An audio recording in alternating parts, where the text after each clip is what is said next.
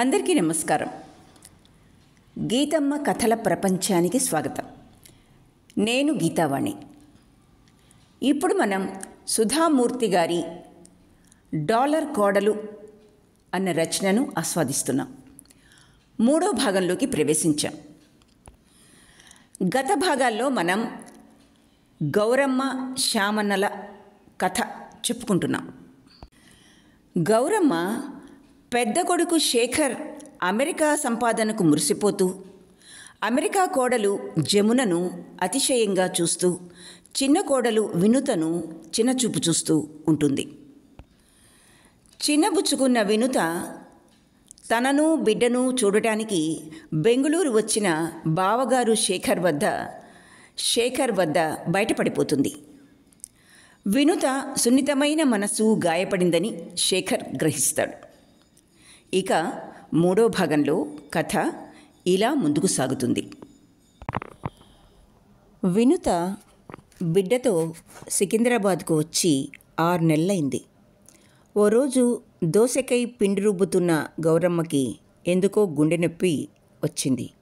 మరునాడు స్నానం చేస్తుండగా గుండె దగ్గర గడ్డ లాంటిది చేతికి తగిలింది. స్కూలుకు వెళ్ళబోతున్న వినుతను పిలిచి గడ్డ చూపించింది. వెంటనే ఆమె స్కూలుకు సెలవు పెట్టి అత్తగారిని ఆసుపత్రికి తీసుకువెళ్ళింది. ఈ విషయాన్ని భర్తకి కానీ మామగారికి కానీ ఆమె వెంటనే చెప్పలేదు. లోపల ఆందోళనగా ఉన్నా పైకి తెలియనివ్వలేదు.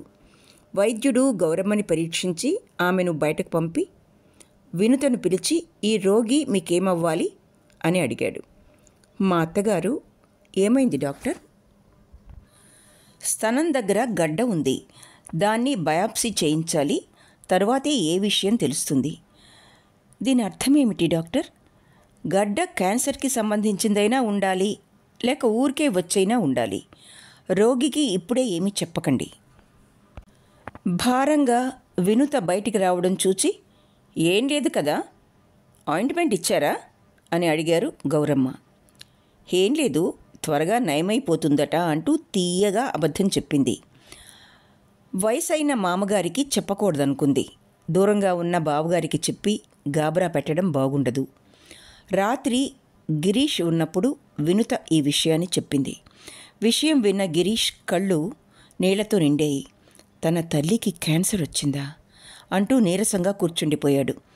వినుతే ధైర్యం చెబుతూ, క్యాన్సర్ అని ఎవరు చెప్పారు? క్యాన్సర్ కాకపోనూ వచ్చు, ఉంటే ఆపరేషన్ చేసి గడ్డ తీసేస్తారు కదా. మరునాడు వినుత అత్తగారిని ఆసుపత్రికి తీసుకువెళ్ళింది. తనకేదో అయింది, కోడలు చెప్పటం లేదు, కొడుకు గాభరా పడుతున్నాడని గౌరమ్మ గ్రహించారు. కోడలి ధైర్యం మెచ్చుకోదగ్గదే. తనకేదైనా అయితే సురభి గతేంటి? జీవితంలో ఒక్కసారి కూడా ఆసుపత్రి గుమ్మం ఎక్కలేదామె. ఆవిడికి ఆసుపత్రి అంటేనే భయం, ఆపరేషన్ అంటే ఇంకా భయం. అత్తగారితో వినుత, అత్తయ్య, ఈ గడ్డ తీసేస్తారు, నేను బయట నిలబడతా, మీరేం భయపడకండి, మీకేం కాకూడదని దేవుణ్ణి ప్రార్థిస్తున్నాను అని వినుత చెప్తుంటే ఆమెకు ఏదో డౌట్ వచ్చింది. 2 రోజులు ఆసుపత్రిలో ఉండాలి గౌరమ్మ. అది మహిళల వార్డు అయినందున రాత్రి వినుతే వచ్చి పడుకునేది. వాంతులు విరోచనాలు అయినప్పుడు వినుత బెడ్ ప్యాన్ పెట్టేది. ఏమాత్రం అసహ్యపడలేదు. మీ కూతురికి ఎంత ఓర్పు, రాత్రంతా నిద్ర లేకుండా మీరు అడిగినప్పుడల్లా బెడ్ ప్యాన్ ఇచ్చేది, ఏమాత్రం విసుక్కునేది కాదు అని పక్క బెడ్లపై గల పేషెంట్లు మెచ్చుకుంటూ అన్నారు. నా కూతురు విశాఖపట్నంలో ఉంది, ఇది నా కోడలు, ఇంకొక ఆమె అమెరికాలో ఉంది, దూరం కదా పాపం, అందుకే రాలేకపోయింది అన్నారు. అంత బాధలోనూ డాలర్ వ్యామోహం రూపాయి విలువను మరిపింపజేసింది. రిపోర్ట్లో క్యాన్సర్ కాదని తేలిన తర్వాత వినుత గిరీష్ల సంతోషం అంతా ఇంతా కాదు. గిరీష్ ఈ విషయాన్ని వివరంగా తెలియజేస్తూ అన్నకు మొదటిసారిగా ఉత్తరం రాశాడు. 1 వారం డ్రెస్సింగ్ చేసుకుంటూ రెస్ట్లో ఉండాలని డాక్టర్ చెప్పాడు. 2 నెలల క్రితమే తీర్థ స్నానాల టూర్ చేయడానికి టికెట్లు బుక్ చేశాడు గిరీష్. కానీ వెళ్ళలేని పరిస్థితి ఇది. కానీ శ్యామన్న గారు, ఏం పర్వాలేదు, మీరు వెళ్ళిరండి, ఇంట్లో నేనుండి మీ అమ్మని చూసుకుంటాను అన్నారు.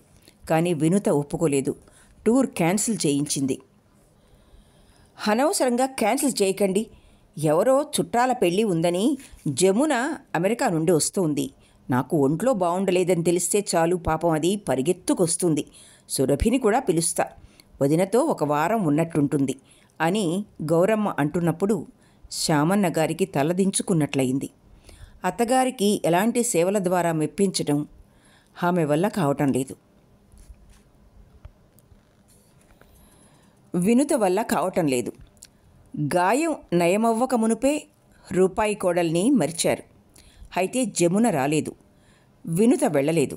కానీ శేఖర్ ఉత్తరంతో కూడా $300 చెక్కు వచ్చింది. డబ్బు సహాయం చేయడం సులభం, డబ్బును సంపాదించడం కూడా సులభమే. ఎవరైతే దైహిక సహాయం చేస్తారో వారిని మరవకూడదు. ఆప్యాయత, అనురాగాల్ని డబ్బుతో కొనడం సాధ్యం కాదు అని రాశాడు. ఉత్తరం చెత్తబుట్టలోకి, చెక్కు బ్యాంకులోకి వెళ్ళింది. శేఖర్ కంపెనీ పనిపై హైదరాబాద్కు వచ్చాడు. ఇతన్ని కలుసుకోవడానికి సురభి, సురేషులు వచ్చారు. జమున కడుపుతో ఉంది. ఇంట్లో ఉన్న మనవడి కన్నా విదేశంలో ఇంకా పుట్టని మనవడిపై ప్రేమెక్కువ. జమున ఎలా ఉంది నాయనా, పురుడెప్పుడు ఊరగాయ కావాలా, దానికేం తినాలని ఉందో అంటూ శేఖర్ని పదే పదే అడగడంలో గౌరమ్మకు ఎంత ఆనందమో. చిన్నపిల్లవాడు హర్ష ఇల్లంతా తెగ తిరుగుతున్నాడు. తల్లిలానే ముద్దుగా ఉన్నాడు. కానీ వినుత చిక్కిపోయింది అనుకున్నాడు శేఖర్. ఆమె ముఖం కళావిహీనమైంది. ఆమెకు ఏ పనిలోనూ ఆసక్తి లేదు. కేవలం యంత్రంలా చేసుకుపోతోంది. గౌరమ్మ పెద్దగా వినుతతో మాట్లాడదు, ఎంతో అవసరమైతే తప్ప. డాలర్ అనే బండ వీరిద్దరి మధ్య స్నేహ సేతువుని విరగ్గొట్టింది. శేఖర్ హర్ష కోసం ఖరీదైన ఆట వస్తువులు తెచ్చాడు. ఎందుకింత ఖరీదైనవి తెచ్చారు? మీకు బిడ్డ పుట్టబోతోంది కదా, దానికి అట్టే పెడితే బావుండేది. మాలాంటి వారికి ఇంత ఖరీదైన బహుమతులు తెస్తే మీలాంటి వారికి మేమేం ఇవ్వగలం అని వినుత అన్నప్పుడు శేఖర్కి మతిపోయినట్లయింది. వినుతకేమైంది అనుకున్నాడు. వినుత, హర్ష మా ఇంటికి మొదటి మనవడు, వాడికి ప్రజెంటేషన్ ఇచ్చే అధికారం ఉంది. దానికి బదులుగా నా బిడ్డకు ఇవ్వాలని నీ మనసులో ఉంటే నీకేది తోస్తే అది ఇవ్వు అంటూ మాట అక్కడితో కట్ చేశాడు శేఖర్. డాలర్ కోడలి పురిటికి అమెరికా వెళ్ళి 1 సంవత్సరం ఉండాలన్నది గౌరమ్మ కోరిక. కానీ శ్యామన్న గారు అందుకు ఒప్పుకోలేదు. శేఖర్, హర్షని వదిలి సంవత్సరం పాటు ఉండటం నా వల్ల కాదు. అంతేగాక నా ఆరోగ్యం కూడా సరిగ్గా లేదు. ఏదైనా ఎక్కువ తక్కువైతే దేశం కాని దేశంలో నాకు ప్రాబ్లం. మీ అమ్మకు చూడాలని ఉంది కాబట్టి దాన్ని తీసుకువెళ్ళు అన్నారు. 2 నెలల్లో గౌరమ్మ అమెరికా ప్రయాణం నిశ్చయమైంది. సంతోషంతో గౌరమ్మకి ఏం చెయ్యాలో, చూలింతకు ఏం తీసుకెళ్లాలో పాలు పోవటం లేదు. అమ్మ ప్రయాణానికి అన్ని ఏర్పాట్లు చేసి శేఖర్ వెళ్ళిపోయాడు. తన అమెరికా ప్రయాణం గురించి గౌరమ్మ చుట్టాలు, పక్కాలు, ఇరుగు పొరుగు వారందరి దగ్గర దండోరా వేయసాగారు. ఈ అమెరికా గురించి విని విని శ్యామన్న గారి తల చిట్టెత్తిపోయింది. విజయవాడ వెళ్ళి జమున సుఖంగా ప్రసవించాలని కనకదుర్గమ్మ వారికి ప్రదక్షిణాలు చేసి వచ్చారు. షాపుకు వెళ్ళి 5,000 రూపాయల పచ్చరంగు పట్టుచీర తీసుకున్నారు. వినుత ఇదంతా గమనిస్తూనే ఉంది. తను కడుపుతో ఉన్నప్పుడు ఈ కార్యక్రమంలో ఏ ఒక్కటి కూడా అత్తగారు జరపలేదు. గిరీష్ని అడిగి చీర కొనిపించుకో అన్నారు. కానీ జమునతో అలా అనలేదు. అనేక రకాల తినుబండారాలు, స్వీట్లు, పళ్ళు, ఊరగాయలు సిద్ధమైనాయి. తక్కువ మాట్లాడే గిరీష్ కూడా, అమ్మా నువ్వు అక్కడేమైనా దుకాణాలు పెట్టడానికి వెళ్తున్నావా? ఈ కొడుకు కూడా కొంచెం అట్టి పెట్టకూడదా అని తమాషాగా నవ్వుతూ అన్నాడు. గిరి, నీకు కావాలంటే వినుత చేసి ఇవ్వగలదు. అదీగాక అంగళ్ళున్నాయి, కొని తెచ్చుకోవచ్చు. కానీ అక్కడ జమునకి ఎవరున్నారు అంటూ ఏవేవో చేసినవి తెచ్చినవి అన్నీ మూటగట్టారు. ఇంటి నుంచి కూడా ఏవేవో ప్యాకెట్లు, సామాన్లు వచ్చి పడ్డాయి. పుట్టబోయే శిశువు కోసం బంగారు చైను, ఉంగరం చేయించారు. వాటిని భద్రంగా పెట్టెలో పెట్టారు. వినుత, సంవత్సరం పాటు రాను, ఇల్లు జాగ్రత్తగా చూసుకో. అక్కడి నుంచి ఎవరైనా వస్తే అవసరమైన సామాను చిటీ రాసి పంపుతాను, వాళ్లతో అవి పంపించు.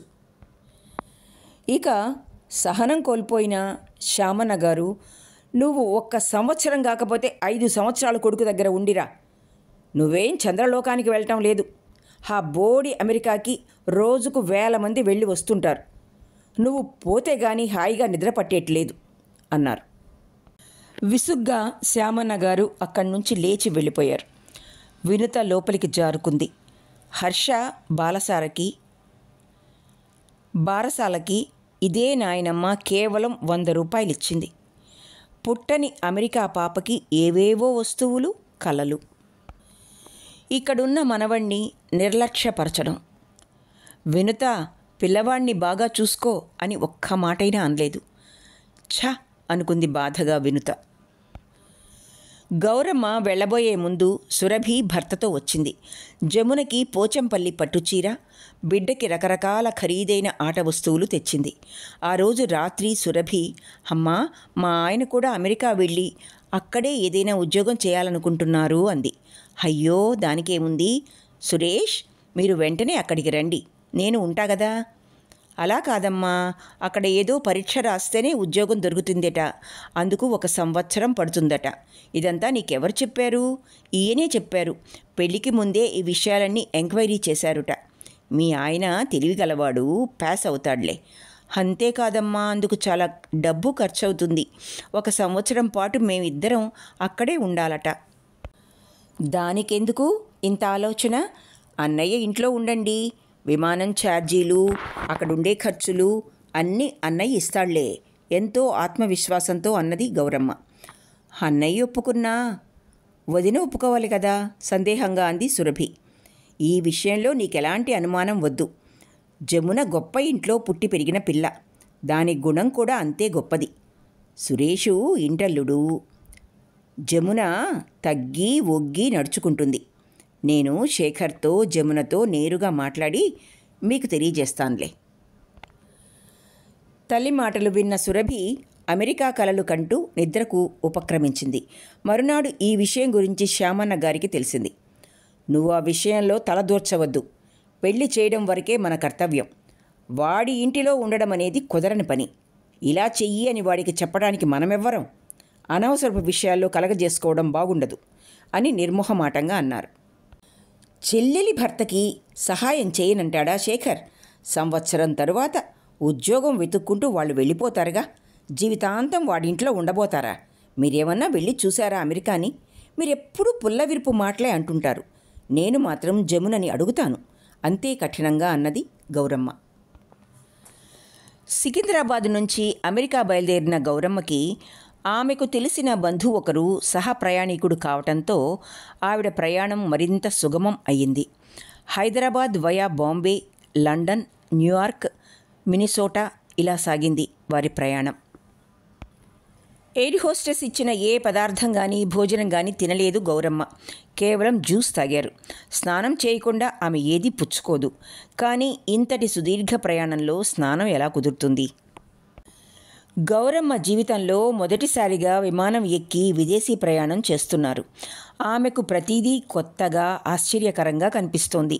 పక్కనే ఉన్న గిరిధర్ గారు గౌరమ్మ అవస్థను చూచి టాయిలెట్ ఉపయోగించే విధానం, సీట్ బెల్ట్ పెట్టుకోవలసిన పద్ధతి గురించి తెలియజెప్పారు. గౌరమ్మకి ఎయిర్పోర్టులో కొడుకు శేఖర్ ముఖం కనిపించేసరికి ప్రయాణపు బడలికంతా మాయమైంది. శేఖర్, నా బాధ్యత అయిపోయింది, మీ అమ్మగారిని నీ దగ్గరకు చేర్చాను అంటూ గిరిధర్ నవ్వుతూ వీడ్కోలు చెప్పి తన దారిన తాను వెళ్ళిపోయాడు. శేఖర్ సామాన్లన్నీ కారులో పెట్టాడు. ఆ కారును చూచిన గౌరమ్మ ఎంతో సంభ్రమంతో కారును తాకుతూ, ఈ కారు ఫోటోనే కదా జమున పంపించింది అని అడిగింది. అన్నట్లు జమున ఎయిర్పోర్ట్కి ఎందుకు రాలేదు? తన ముద్దుల డాలర్ కోడల్ని గురించి అడిగింది గౌరమ్మ. ఆమె ఆఫీస్కి వెళ్ళింది, రావటం లేట్ అవుతుంది. కడుపుతో ఉన్న మనిషి ఇంకా ఆఫీస్కు వెళ్తోందా అంటూ కోడలు పడుతున్న శ్రమ తలుచుకుని బాధపడిపోయింది. అమ్మా, ఇక్కడ ప్రసవించే రోజు వరకు ఉద్యోగానికి వెళ్ళాలి. అవునా అంటూ ఆశ్చర్యంగా నోరు వెళ్ళబెట్టింది గౌరమ్మ. శేఖర్ తల్లికి సీట్ బెల్ట్ కట్టాడు. నేనేం పడిపోవటానికి చిన్నపిల్లనా, బెల్ట్ తీసి? అలా అని కాదమ్మా, ఇవి ఇక్కడి రూల్స్. జమున ఎయిర్పోర్టుకు వచ్చి తనని ఎంతో ఆదరంగా ఆహ్వానిస్తుంది అనుకుంది గౌరమ్మ. భారతదేశానికి వచ్చినప్పుడు, అమెరికాకు వెళ్తున్న ప్రతిసారి తనే వచ్చి పిలుచుకురావటం, పంపడం చేస్తూ ఉండేది గౌరమ్మ. జమున తల్లి ఎయిర్పోర్టుకు ఒక్కొక్కసారి వచ్చేదే కాదు అని కాసేపు బాధపడ్డ గౌరమ్మకి కారు కిటికీ అద్దాల నుంచి కనబడే బయటి ప్రపంచం విస్మయంలో ముంచెత్తడంతో ఈ విషయాన్ని పూర్తిగా మర్చిపోయింది. ఇది అమెరికా. ఇక్కడ కార్లు తప్ప ఆటోలు, రిక్షాలు, సైకిళ్ళు, గుర్రపు బండ్లు ఏవీ లేవు. కారులో కూర్చుని ప్రయాణం చేస్తుంటే ఏమాత్రం అలసట లేని ఏదో హాయి ఆకాశంలో తేలిపోతున్నట్టుంది. అబ్బా, ఎంత విశాలమైన అందమైన రోడ్లు! స్వర్గంలో ఉన్న అనుభూతి కలుగుతోంది. ఈ సంపన్న దేశానికి రావాలంటే ఎంత తపస్సు చెయ్యాలి, ఎంత పుణ్యం ఉండాలి. నిజంగా తన పుణ్యమంతా శేఖర్ రూపంలో ఉంది అనుకుంది. వీడే గనుక ఇక్కడికి రాకపోయినట్లయితే ఈ భాగ్యం తనకు దక్కేదా అనుకున్న గౌరమ్మ తన సుకృతానికి, అదృష్టానికి నిలువునా పులకించిపోయింది. విశాలమైన ఆవరణ, కాకపోతే కాంపౌండ్ లేదు. ఇంటి ముందర విశాలమైన పచ్చి గడ్డితో కూడిన మైదానం, అక్కడక్కడ అందమైన పూలు, మొక్కలు, కారు వెళ్ళటానికి సిమెంటు దారి. ఇదేం ఆఫీసురా అడిగింది గౌరమ్మ. అమ్మా, ఇది మన ఇల్లు, దిగు అన్నాడు. శేఖర్ సికింద్రాబాదులో 30x40 సైట్లో కట్టిన ఇల్లెక్కడా? రాజభవనాన్ని పోలిన ఈ ఇల్లెక్కడా? ఇంత విశాలమైన ఇంటి యజమాని తల్లిని తాను అనుకుంటూ గర్వంగా ఇంట్లో అడుగుపెట్టారు. మెట్లెక్కి వచ్చిన గౌరమ్మ ఇంటి తలుపు తీసినామె తన కోడలు జమున అని నమ్మలేకపోయింది. సురభి పెళ్లిలో నిమిషానికి ఒక పట్టు చీర మారుస్తూ ఒంటి నిండా ఆభరణాలతో కళ్ళు మిరుమిట్లు గొలిపేలా పెళ్లి పందిరంతా తెగ తిరిగిన మహాలక్ష్మి లాంటి ఆ జమునేనా ఇది అనిపించింది. చిన్న బాబ్, మోకాళ్ల పైకి ఫ్రాక్ లాంటి డ్రెస్సు, బొట్టు లేని నుదురు, తాళిబొట్టు లేని మెడ, ముక్కు పుడకలేదు, గాజులు లేని మొండి చేతులు, ఒంటి నలుపు రంగు విరిగింది. సికింద్రాబాదులో చేపల మార్కెట్లో చేపల మేదానికి ఏమాత్రం తీసిపోనట్టుంది. బాగున్నారా అత్తయ్య? నవ్వుతూ పలకరించింది జమున. బాగానే ఉన్నా అంటూ లోపలికొచ్చారు. ఈ పరిసరం ఆమె అనుకున్న దానికి వ్యతిరేకంగా ఉంది. తనని చూడగానే జమున కాళ్ళకి నమస్కరిస్తుందనుకుంది. అలా నమస్కరించేటప్పుడు విజయవాడ దుర్గమ్మ గుడి నుంచి తెచ్చిన అక్షింతలు చల్లి ఆశీర్వదించాలనుకున్నారామె. కానీ అలా జరగలేదు. జమున లోపలికి వెళ్ళింది. మెత్తని సోఫాలో కూర్చున్న గౌరమ్మ ఇంటిని క్షుణ్ణంగా గమనించింది. ఇంతలో స్నానానికి ఏర్పాట్లు చేశాడు శేఖర్. గౌరమ్మ స్నానం చేసి మడిచీర కట్టుకుని బయటకు వచ్చి చూస్తే చీకటైనట్టు ఉంది. శేఖర్, ఇంత త్వరగా చీకటి పడిందే? చలికాలంలో ఇక్కడ అంతేనమ్మా. గౌరమ్మ కాఫీ తాగి ఇల్లు చూడటానికి లేచింది. మాది సాధారణమైన చిన్న ఇల్లు. 5 బెడ్రూములు మాత్రమే ఉన్నాయి, 2 గ్యారేజీలు ఉన్నాయి అంటూ శేఖర్ తన ఇంటిని పరిచయం చేశాడు. ఒక్కొక్క గదిలో ఒక్కొక్క మంచం, దానిపై మెత్తని బెడ్, ముఖమల్ కన్నా ఖరీదైన బెడ్షీటు, డ్రెస్సింగ్ టేబుల్సు ఒకదానికన్నా ఒకటి వెరైటీగా అందంగా ఉన్నాయి. దానికి అలాంటి ఇంటిని వీడు చిన్నది సామాన్యమైన ఇల్లు అంటున్నాడు కదా అనుకుంది. శేఖర్, రాజ్మహల్ లాగుంది కదరా ఇల్లు. ఇక్కడ అందరి ఇళ్ళు ఇలానే ఉంటాయమ్మా. అయితే గౌరమ్మకి అదంతా తలకెక్కలేదు. జమున అత్తగారిని వంటింట్లోకి తీసుకువెళ్ళింది. ఎంత స్వచ్ఛంగా, శుభ్రంగా, విశాలంగా ఉంది వంట ఇల్లు. మైక్రో ఓవెన్, గ్యాస్, గ్రైండర్, పెద్ద ఫ్రిడ్జ్. జమున, ఇంకా ఎన్ని రోజులు పనికెళ్ళాలి? రేపొక్కరోజే, మళ్ళీ పురుడైన 2 నెలల తర్వాత వెళ్తాను. గిరీష్కి చిన్న ఉద్యోగం కాబట్టి వినుత తప్పనిసరిగా ఉద్యోగానికి వెళ్ళాలి. ఇక్కడ నీకేం తక్కువని? నీకెందుకు ఉద్యోగం? జమున శేఖర్కి సంజ్ఞ చేసింది. ఈ మొద్దు అత్తగారికి తెలిసే విధంగా వివరించు అన్న భావనలో. అమ్మా, ఏనుగు బరువు ఏనుక్కి, మేకభారం మేకది. ఈ ఇంట్లో అన్ని వస్తువులు ఇన్స్టాల్మెంట్ పద్ధతిలో కొన్నాం. వాటిని తీర్చాలి కదా. పాపం చూసుకోవడానికి నువ్వెలాగూ ఉన్నావు. జమునకు కూడా పొద్దుపోయినట్లుంటుంది. చెయ్యని ఉద్యోగం. తర్వాత సంగతి తర్వాత చూద్దాం అన్నాడు. మరునాడు జమున, శేఖర్ ఇద్దరూ ఆఫీసులకు వెళ్ళిపోయారు. గౌరమ్మ ఒక్కతే మిగిలింది. గౌరమ్మ వచ్చి వారం రోజులైంది. ఓ రోజున నొప్పులతో జమున ఏడవటం ప్రారంభించింది. తట్టుకో, భయపడకు, ఇది ప్రతి ఆడదానికి సహజం అని రకరకాలుగా సముదాయిస్తున్నది గౌరమ్మ. అంతలో శేఖర్ వచ్చి భార్యను కారులో ఎక్కించాడు. నేను రానా అడిగింది గౌరమ్మ. వద్దమ్మా, అక్కడ నన్ను మాత్రమే లోపలికి పంపుతారు, మన ఇంట్లోనే ఉండు, నేను ఫోన్ చేస్తాలే అంటూ శేఖర్ కారు స్టార్ట్ చేశాడు. ఆవిడికి ఇవన్నీ కొత్తగా ఉన్నాయి, కానీ ఈ దేశంలో ఇవన్నీ సామాన్యమే అనుకున్నది గౌరమ్మ. తిరుమల వెంకటేశ్వరుడిని, బెజవాడ కనకదుర్గమ్మని తలుచుకుంటూ ఫోన్ దగ్గరే కూర్చున్నది. అంతలో ఫోన్ రింగ్ అయింది. ఆడపిల్ల, డెలివరీ నార్మల్గా అయింది, ఏ ప్రాబ్లం లేదంటూ శేఖర్ చెప్పాడు. సాయంత్రం శేఖర్తో ఆసుపత్రికి వెళ్ళింది. పాప తల్లిలాగే చామన ఛాయ. అక్కడ పక్కన తెల్ల పిల్లల్ని చూచిన తర్వాత పాప మరింత నలుపుగా కనిపించింది. 3వ రోజే జమున ఇంటికి వచ్చేసింది. పురుడు ఇంట్లో జరుపుకోవడం ఆమెకు ఇష్టం లేకపోయినా ఇది తన రాజ్యం కాదన్నట్టు ఊరుకుంది. పాపకి ప్రత్యేక రూములో వివిధ ఆట సామాను, ఉయ్యాల, రంగురంగుల కర్టెన్లు ప్రత్యేకంగా ఏర్పాటు చేయటమైంది. పాపని రూములో వదిలిపెట్టి తన రూమ్కు జమున వెళ్తున్నప్పుడు ఇక తట్టుకోలేక గౌరమ్మ జమునతో, జమున, అది ఇంకా పసిగుడ్డు, ఒంటరిగా గదిలో వదిలేస్తే ఎలా, నాతో అట్టి పెట్టుకుంటానివ్వు అన్నది. అందుకు జమున, వద్దండి, రేపు మీరు ఊరెళ్ళిపోయాక నాకు ప్రాబ్లం అవుతుంది, వేరే ఉండటం ఇప్పటి నుంచి అలవాటు చేస్తా అంటూ ఇక మాటలు పెంచకుండా రూమ్లోకి వెళ్ళిపోయింది. వెంటనే ఆవిడకు మనవడు హర్ష గుర్తుకొచ్చాడు. హర్ష చంటి పిల్లవాడిగా ఉన్నప్పటి నుంచే తాత పక్కలో పడుకుంటుండేవాడు. అందువల్ల తాతతో చనువు, బాంధవ్యం కూడా పెరిగింది. మరి ఇలా పెంచితే బాంధవ్యం, బంధుత్వం వాళ్ళకి ఎలా పెంపొందుతుంది? 2 నెలలు సెలవులు అయిపోవచ్చాయి. తనకు తెలిసిన ఫ్రెండ్స్ని నామకరణానికి పిలవాలనుకుంది జమున. గౌరమ్మ ఎంతో ఉత్సాహంగా 30 మందికి వంటలు, పదార్థాలు తయారు చేయసాగింది. శుక్రవారం పుట్టిన ఆడపిల్ల కాబట్టి ఏదైనా లక్ష్మి పేరు వచ్చేట్టు పెట్టాలన్నది గౌరమ్మ కోరిక. కానీ వినేవాళ్ళెవరు?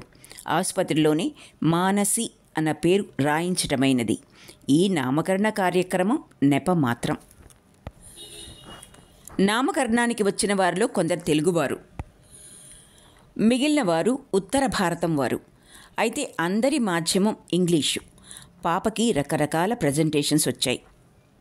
కొన్ని ఫ్రాకులు $50 ఖరీదు చేసేవిగా కూడా ఉన్నాయి.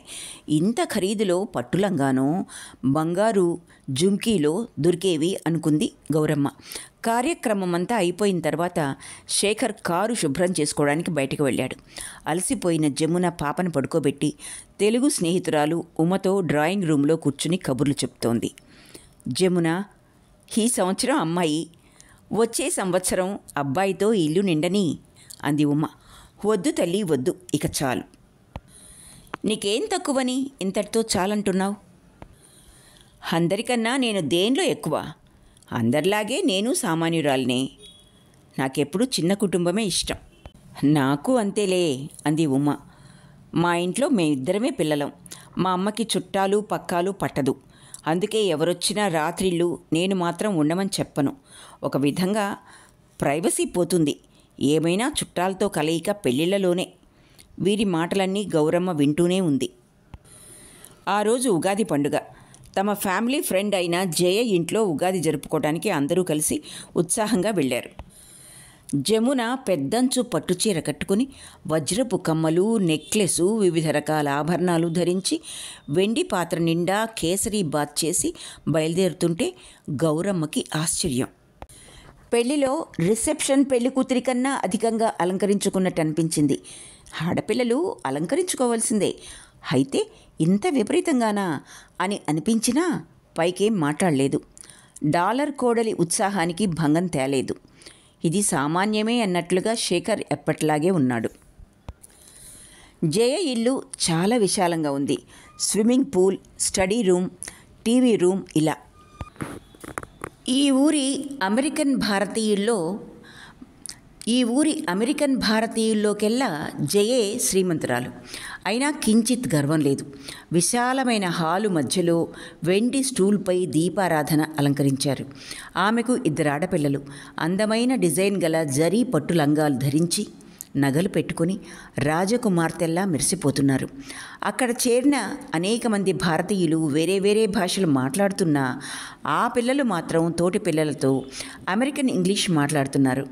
అక్కడికొచ్చిన అనేక మంది ఆడవాళ్ళు జమునలాగానే విలువగల ఆభరణాలు, చీరలు ధరించి వచ్చారు. ఏకపుస్తి ఏగాని ఆధారంతో పేద మాస్టారి భార్య గౌరమ్మ అందరినీ నోరెళ్ల పెట్టుకుని చూస్తుండిపోయింది. చీర కట్టిన ఓ యువతి గౌరమ్మ దగ్గరకు వచ్చి జ్ఞాపకమున్నానా అని అడిగింది. ఈ పిల్లని ఎక్కడో చూసినట్టు అస్పష్టంగా జ్ఞాపక పొరలో ఉంది, కానీ గుర్తు రావటం లేదు. ఎక్కడో చూశాను అంది నసుకుతూ. నేను శ్యామన్న మాస్టారి స్టూడెంట్ని. చిత్ర నా పేరు. మీ ఇంటికి వస్తుండేదాన్ని. ఇప్పుడు గుర్తుకొచ్చింది. సన్నగా రెవటలా ఉన్న చిత్ర ఇప్పుడు రసం నిండిన మామిడి పండులా ఉందనుకుంది. ఆమె మనసు చదివినట్టుగా, చిత్ర, నేను శంకరం గారి అమ్మాయిని. ఇప్పుడు బాగా మారిపోయాను కదా. మీరు నన్ను చూసి చాలా సంవత్సరాలైంది కదా. మళ్ళీ ఆమెకేదో గుర్తుకొచ్చినట్టు, శంకరం గారి అమ్మాయి చిత్ర ఇక్కడెందుకుంది? ఈమె పెళ్ళికి ఆయన వెళ్ళొచ్చారు. తర్వాత కొంతకాలానికి ఈ అమ్మాయి భర్త పోయినట్టు తెలిసిందే అనుకుంది మనసులో. అమ్మా, మాస్టర్ బాగున్నారా? ఆయన ఎందుకు రాలేదు? మరోసారి వస్తారులే. అమ్మా, రేపు ఆదివారం మా ఇంటికి వస్తారా? నువ్వే వచ్చి తీసుకుపోవాలి. గౌరమ్మకు కూడా వెళ్ళాలన్న ఉత్సాహం. చిత్ర తెలిసిన అమ్మాయి కావటంతో పాటు ఇక్కడికి ఎలా రాగలిగింది అన్న విషయం రాబట్టాలన్న కుతూహలం ఆమెది. రేపు నేను వస్తాను. మీ కోడల దగ్గర అడ్రస్ తీసుకుంటాను అంటూ లేచి వెళ్ళి తాంబూలం అందుకుంది. జయ అందరికీ జాంగ్రీ, బేసన్ లడ్డు, కారప్ బూందీ ప్యాకెట్లు చేసి పంచింది. అంతేకాక వచ్చిన వారందరికీ రుచికరమైన భోజనం పెట్టింది. అందరూ వెళ్ళిపోతున్నప్పుడు ఇక ఉండబట్టలేక గౌరమ్మ, జయ, 200 మందికి నువ్వొక్కరితివే ఇన్ని పదార్థాలు చేశావు. సహాయానికి నన్ను పిలవాల్సింది కదా అన్నారు. ఆవిడ మాటలు విన్న జయకు చాలా సంతోషం అనిపించింది. లేదా ఆంటీ, నేను షికాగో స్వీట్స్ దుకాణంలో ఆర్డర్ చేశాను. లేకుంటే నాకు సాధ్యమా ఇంత వంట? మరి వంట? దేవస్థానం పూజారి భార్యను పిలిచాను, ఆవిడే చేశారు. ఇంకోసారి తప్పక రావాలంటీ. గోలలో మిమ్మల్ని సరిగ్గా చూసుకోనే లేదు అంది నొచ్చుకుంటూ. జయ మాటల్లో ఎంతో ఆప్యాయత ఉందనిపించింది. శేఖర్, ప్రతి సంవత్సరం జయ ఇంతింత ఖర్చు చేసి ఉగాది జరిపిస్తుందా? కారులో వస్తుండగా అడిగింది గౌరమ్మ. అవును, నేను ఇక్కడికి వచ్చిన దగ్గర నుంచి చూస్తున్నాను. ఆమె చేస్తోంది. ఆమెకే కోట్ల డబ్బు మూలుగుతోంది.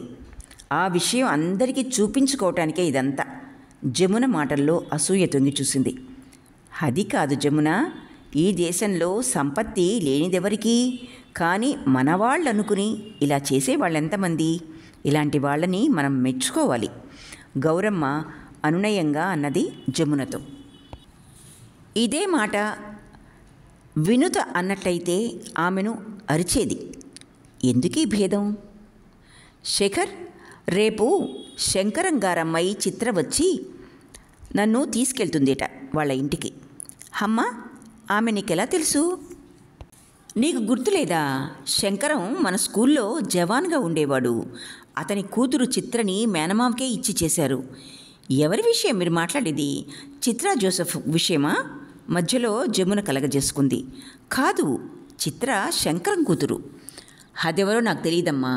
ఈరోజు మీరు మాట్లాడింది చిత్రా జోసెఫ్ అన్నాడు శేఖర్. అవును, నాకు బాగా తెలుసు. మొదట లాస్ ఏంజల్స్లో ఉండేవాళ్ళు, ఇప్పుడు ఇక్కడికి వచ్చారు. జయ ఇండియన్స్ అందరినీ పిలుస్తుంది. జమున చెప్తుంటే డిటెక్టివ్ నవల చదివినట్టుగా ఉందనుకుంది గౌరమ్మ. అమ్మా, చిత్రని ఆమె పర్సనల్ విషయాలు నీ అంతటి నువ్వు అడక్కు. వెనుక ఎలాంటి కథ ఉందో ఏమో, బాధపడతారు. తల్లి స్వభావం తెలిసిన శేఖర్ హెచ్చరించాడు. మరుసటి రోజు చిత్ర వచ్చింది. ఇప్పటి ఆమె వేషం నిన్నటి అలంకరణకు పూర్తి భిన్నంగా ఉంది. జీన్స్ ప్యాంటు, టీషర్టు వేసిన, నుదుట బొట్టు, మెడలో మంగళసూత్రాలున్నాయి. అమ్మగారిని తీసుకువెళ్ళి మళ్ళీ మీకు అప్పగించే బాధ్యత నాది అని ఎక్కువగా మాట్లాడకుండా కార్ డోర్ తెరిచింది. గౌరమ్మ మౌనంగా ఆమెను అనుసరించింది. ఎన్నో ప్రశ్నలు నాలుక చివర్లో ఉన్నా కొడుకు హెచ్చరిక గుర్తుంచుకొని మౌనంగా ఉండిపోయింది ఆవిడ. కానీ చిత్ర జొన్నలు వేయిస్తున్నట్లుగా టపటపా మాట్లాడేస్తోంది. అమ్మా, మిమ్మల్ని చూస్తుంటే మా అమ్మని చూసినట్టుంది. ఎన్ని సంవత్సరాలైందో కదా మిమ్మల్ని చూసి. నువ్వెప్పుడు వచ్చావు ఇక్కడికి? 6 సంవత్సరాల క్రితం. కారు ఇండియన్ స్టోర్ దగ్గర నిలుపుతూ అంది. ఈ ఊరిలో ఇండియన్ స్టోర్ అంత పెద్దది కాకపోయినా అన్నీ దొరుకుతాయి. తిండి సామాను, కాయగూరలు, ఆకుకూరల దగ్గర నుంచి కూడా. అక్కడ కన్నడ, తెలుగు, తమిళ అన్న భేదం కూడా లేదు. అమ్మా, మీరు ఎలాంటి భోజనం ఇష్టపడతారో చెప్తే అవి కొంటాను. వద్దమ్మా, నిన్నటి భోజనమే నాకు ఇంకా అరగలేదు. పండ్లు, పాలు చాలు. మామిడి పండు, పనసపండు డబ్బాలను తీసుకుని బయలుదేరింది చిత్ర. చిత్ర, ఏ సినిమా క్యాసెట్ తీసుకున్నావు? అమ్మా, వేరే సినిమా కథలెందుకు? చిత్ర తానే నోరు విప్పింది. నేను ఇంటర్ మంచి మార్కులతో పాస్ అయినాను. మా నాన్న రోగపీడితులు, పేదతనం, అందున నేను పెద్ద కూతుర్ని. ఎలాగో పెళ్లి చేసేయాలనుకున్నారు. అవును చిత్ర, నీ పెళ్ళికి స్కూలు మాస్టర్లంతా వచ్చారు కదా. అవునమ్మా, మీ జ్ఞాపక శక్తి మెచ్చుకోదగ్గది. మా మేనమామ శివన్నకిచ్చి పెళ్లి చేశారు. అప్పుడు నాకు 17 ఏళ్ళు. నిజమే, ప్రపంచం ఏమిటో తెలియని వయసు. శివన్న నాకన్నా 10 సంవత్సరాలు పెద్దవాడు. తాగేవాడు, జూదం ఆడేవాడు. అయినా ఇంట్లో ఈ పెళ్లిని ఎవ్వరూ వ్యతిరేకించలేదు. నేను చాలా అదృష్టవంతురాలినని, కట్నం లేకుండా వరుడు దొరికాడని అనేవారు. గత జ్ఞాపకాలతో ఆమె కళ్ళు వర్షించసాగాయి. ఆమె వేదన, బాధ ఆమెకే తెలుసు. శివన్నకి అక్షర జ్ఞానం లేదు. అలాంటి క్రూరుడి చేతిలోంచి ఇలాంటి నాజూకు పిల్ల ఎలా బ్రతికి బయటపడిందో తెలియదు. చివరికి సైకిల్ తొక్కుతుండగా లారీ కింద పడి చనిపోయాడు. శివన్న పోయినప్పుడు నాకు 18 ఏళ్ళు. పెళ్ళైన సంవత్సరంలోపే విధవనయ్యా. దరిద్ర జాతకురాలనని అందరూ తిట్టారు. మా అమ్మమ్మే అత్తగారైనా బాగా వేపుకు తింది. అవును, అప్పుడు మావారే నిన్ను ఆ పల్లెలో వదిలిపెట్టకుండా హైదరాబాదుకు తెమ్మని మీ నాన్నకు సలహా ఇచ్చారు. అవును కదా? అవునమ్మా, మాస్టర్ చేసిన ఉపకారం జన్మలో మర్చిపోలేనిది. లేకుంటే విధవగా ఆ పల్లెలో కూలి పని చేస్తూ పడుండేదాన్ని. హైదరాబాద్లో నువ్వు టైపింగ్ క్లాస్కి వెళ్తుండేదానివి కదూ? అవునమ్మా, అదంతా మీ దయతోనే. మీకు జ్ఞాపకం ఉందో లేదో, నేను మాత్రం మర్చిపోలేదు. మాస్టారు నెలకి 20 రూపాయలు పంపిస్తుండేవారు టైపు ఫీజుకని. ఈ విషయం గురించి ఎప్పుడో శ్యామన్న గారు ఏదో సందర్భంలో ఆమె కథ చెప్తే, పోనీండి, కొంచెం డబ్బు పంపించండిలే, ప్రతి నెల బ్రతుకు తెరువుకు ఏదైనా విద్య నేర్చుకోవటానికి అని భర్తతో చెప్పినట్లు ఇప్పుడు గుర్తుకొస్తోంది. మీ అందరి దయ వల్ల ఈరోజు ఇక్కడున్నాను. తరువాత టైపిస్ట్గా ప్రైవేట్ కంపెనీలో ఉద్యోగం దొరికింది. 400 జీతం, పని ఎక్కువ. తర్వాత మా నాన్న రిటైర్ అయిపోవటంతో రామానంతపురం వైపు వెళ్ళిపోయాం. అవును, ఆ తర్వాత మీ విషయం ఏం తెలియలేదు. కారు మౌనంగా ముందుకు పరిగెడుతోంది. బయట ప్రపంచం చూడాలన్న కోరిక ఇప్పుడు గౌరమ్మకు లేదు. ఆమె మనసు చిత్ర జీవితం గురించి ఆలోచిస్తోంది. పేదతనంలో ఉన్న చిత్ర, విధవగా ఉండిన చిత్ర, టైపిస్టు చిత్రకి ఇప్పటి చిత్రకి పోలికే లేదు. కంపెనీలో గోవింద పరిచయమైనాడు. మా కులం వాడే. మా ఇంటికి కూడా వస్తుండేవాడు. ఒకసారి నన్ను పెళ్లి చేసుకుంటానని చెప్పాడు. మా అందరికీ చాలా సంతోషమైంది. అప్పుడు నా జీతం 800కి పెరిగింది. 2 చెల్లెళ్ళు, ఒక తమ్ముడి బాధ్యత నాపై ఉంది. అయినా పెళ్లి చేసుకోవాలన్న కోరిక.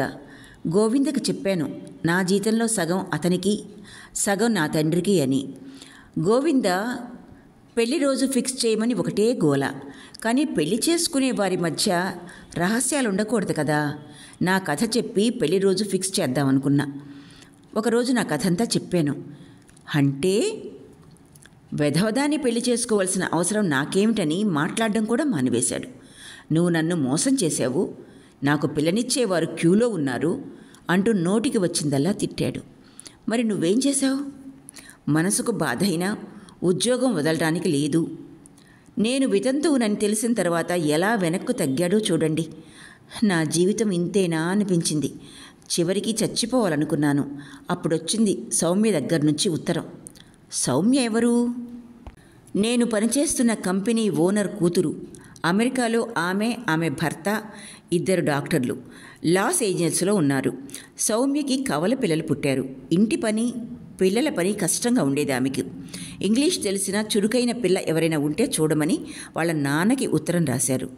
నువ్విక్కడికి వచ్చింది ఆ విధంగానా? అవునమ్మా. విధి ఏ రూపంలో ఎక్కడికి లాక్కెళ్తుందో తెలియదు. నాకు జీవితంపై విరక్తి కలిగింది. హైదరాబాద్ వదిలితే చాలన్నట్టుగా ఉండేది. ఇంటి పనైనా పర్వాలేదు, నేను వెళ్తాను అని సౌమ్య నాన్నగారితో చెప్పాను. ఆయన ఎంతో మంచివారు. వెంటనే పాస్పోర్టు, వీసా తీసి నన్ను పంపించారు. నీ జీతం ఇండియాలో మీ నాన్నగారికి ఇస్తాను ప్రతి నెల అనే మాట కూడా ఇచ్చారు ఆయన. ఒక విధంగా మంచిదే అయింది కదా? ఒక విధంగా కాదమ్మా, అన్ని విధాలా మంచిదైంది. మొదట్లో చాలా గాభరాగా ఉండేది. సౌమ్య, ఆమె భర్త కేశవ నన్ను ఒక పని అమ్మాయిలా కాక సొంత మనిషిలా చూసుకున్నారు. ఆ పిల్లల్ని నా కడుపున పుట్టిన పిల్లల్లా చూసుకున్నాను. ఏ దారి లేని నాకు వీళ్ళ ద్వారా భగవంతుడు జీవన దానం చేశాడు. ఏ జన్మ రుణమో ఏమో, కృతజ్ఞతతో ఆమె కళ్ళు మళ్ళీ నిండాయి. వ్యక్తికి మధ్య పవిత్ర బంధాన్ని సూచించేది కన్నీరే. నువ్విప్పుడు ఉద్యోగం చేస్తున్నావా? అవునమ్మా. నేను సౌమ్య ఇంట్లో ఉన్నప్పుడు చదువు కొనసాగించాను. సాయంకాలం వేళ అనేక సర్టిఫికేట్ కోర్సులు నడుపుతారు ఇక్కడ. కేశవ గారు చదువుకోమని ప్రోత్సహించారు. ట్రైనింగ్ నేర్పారు.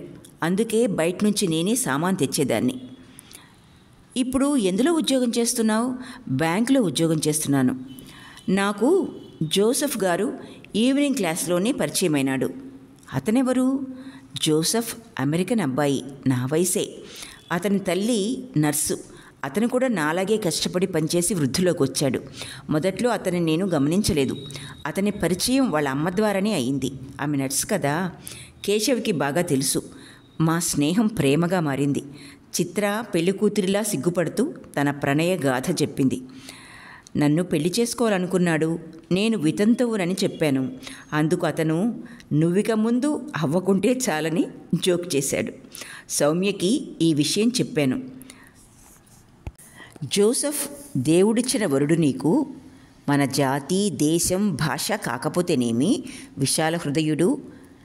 మా ఇంటి పనిపిల్లకి మా వల్ల జీవితం వృధా అయిపోకూడదు. నువ్వు వెళ్ళటం మాకు ఇబ్బందే, అయినా పర్వాలేదు, నీ భవిష్యత్తు ముఖ్యమని దగ్గరుండి పెళ్లి చేశారు.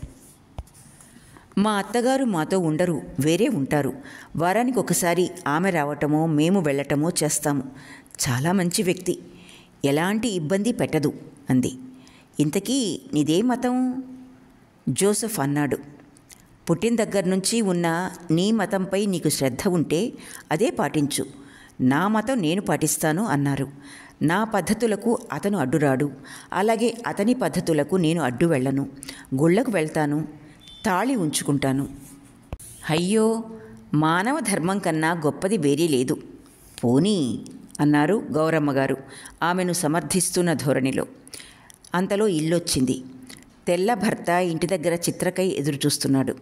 వాళ్ళు ఇంగ్లీష్లో ఏం మాట్లాడుకున్నారో గౌరమ్మకు అర్థం కాలేదు.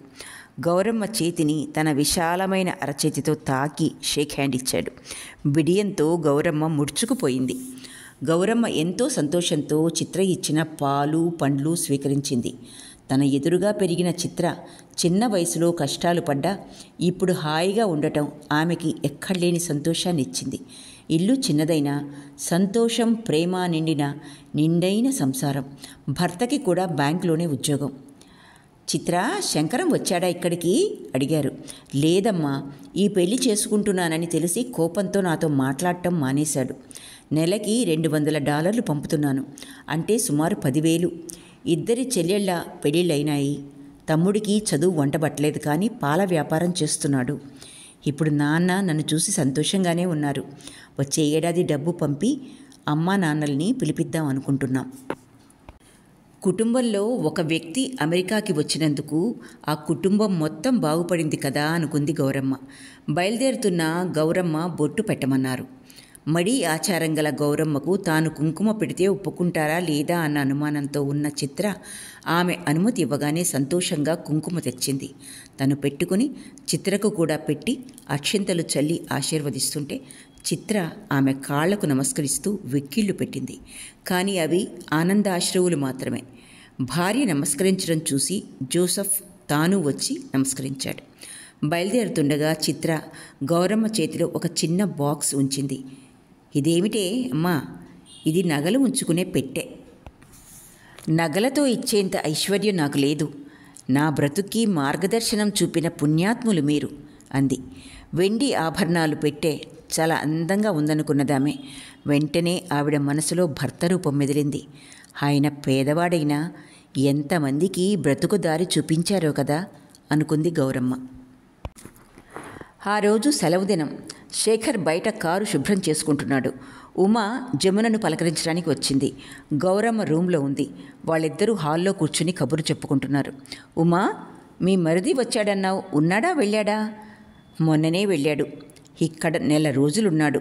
హతగాడికి చేసి పెట్టలేక నా ప్రాణాలు పోయాయి అనుకో. మాకు మాదే అయిన జీవితం అలవాటైంది. వారానికి సరిపడా ఒకేసారి వంట చేసి ఫ్రిడ్జ్లో పెట్టి రోజు టైంకి వేడి చేసుకుని తినటం అలవాటు. ఇండియా నుంచి వచ్చిన వాళ్ళకు అది నచ్చదు కదా. మా మరిదంతే. ఊరికి వెళ్ళి వదిన చద్దికూడు పెట్టిందని నలుగురితో చెప్పి యాగి చేస్తాడు. అందుకే అతడికి రోజు వేడి వంట చేసి పెట్టేదాన్ని. ఎప్పుడెప్పుడు వెళ్ళిపోతాడా అనిపించేదంటే నమ్ము. ఏమో బాబు, ఎక్కువ రోజులు ఇంట్లో చుట్టాలండటం నాకేమాత్రం నచ్చదు అంది ఉమ్మ.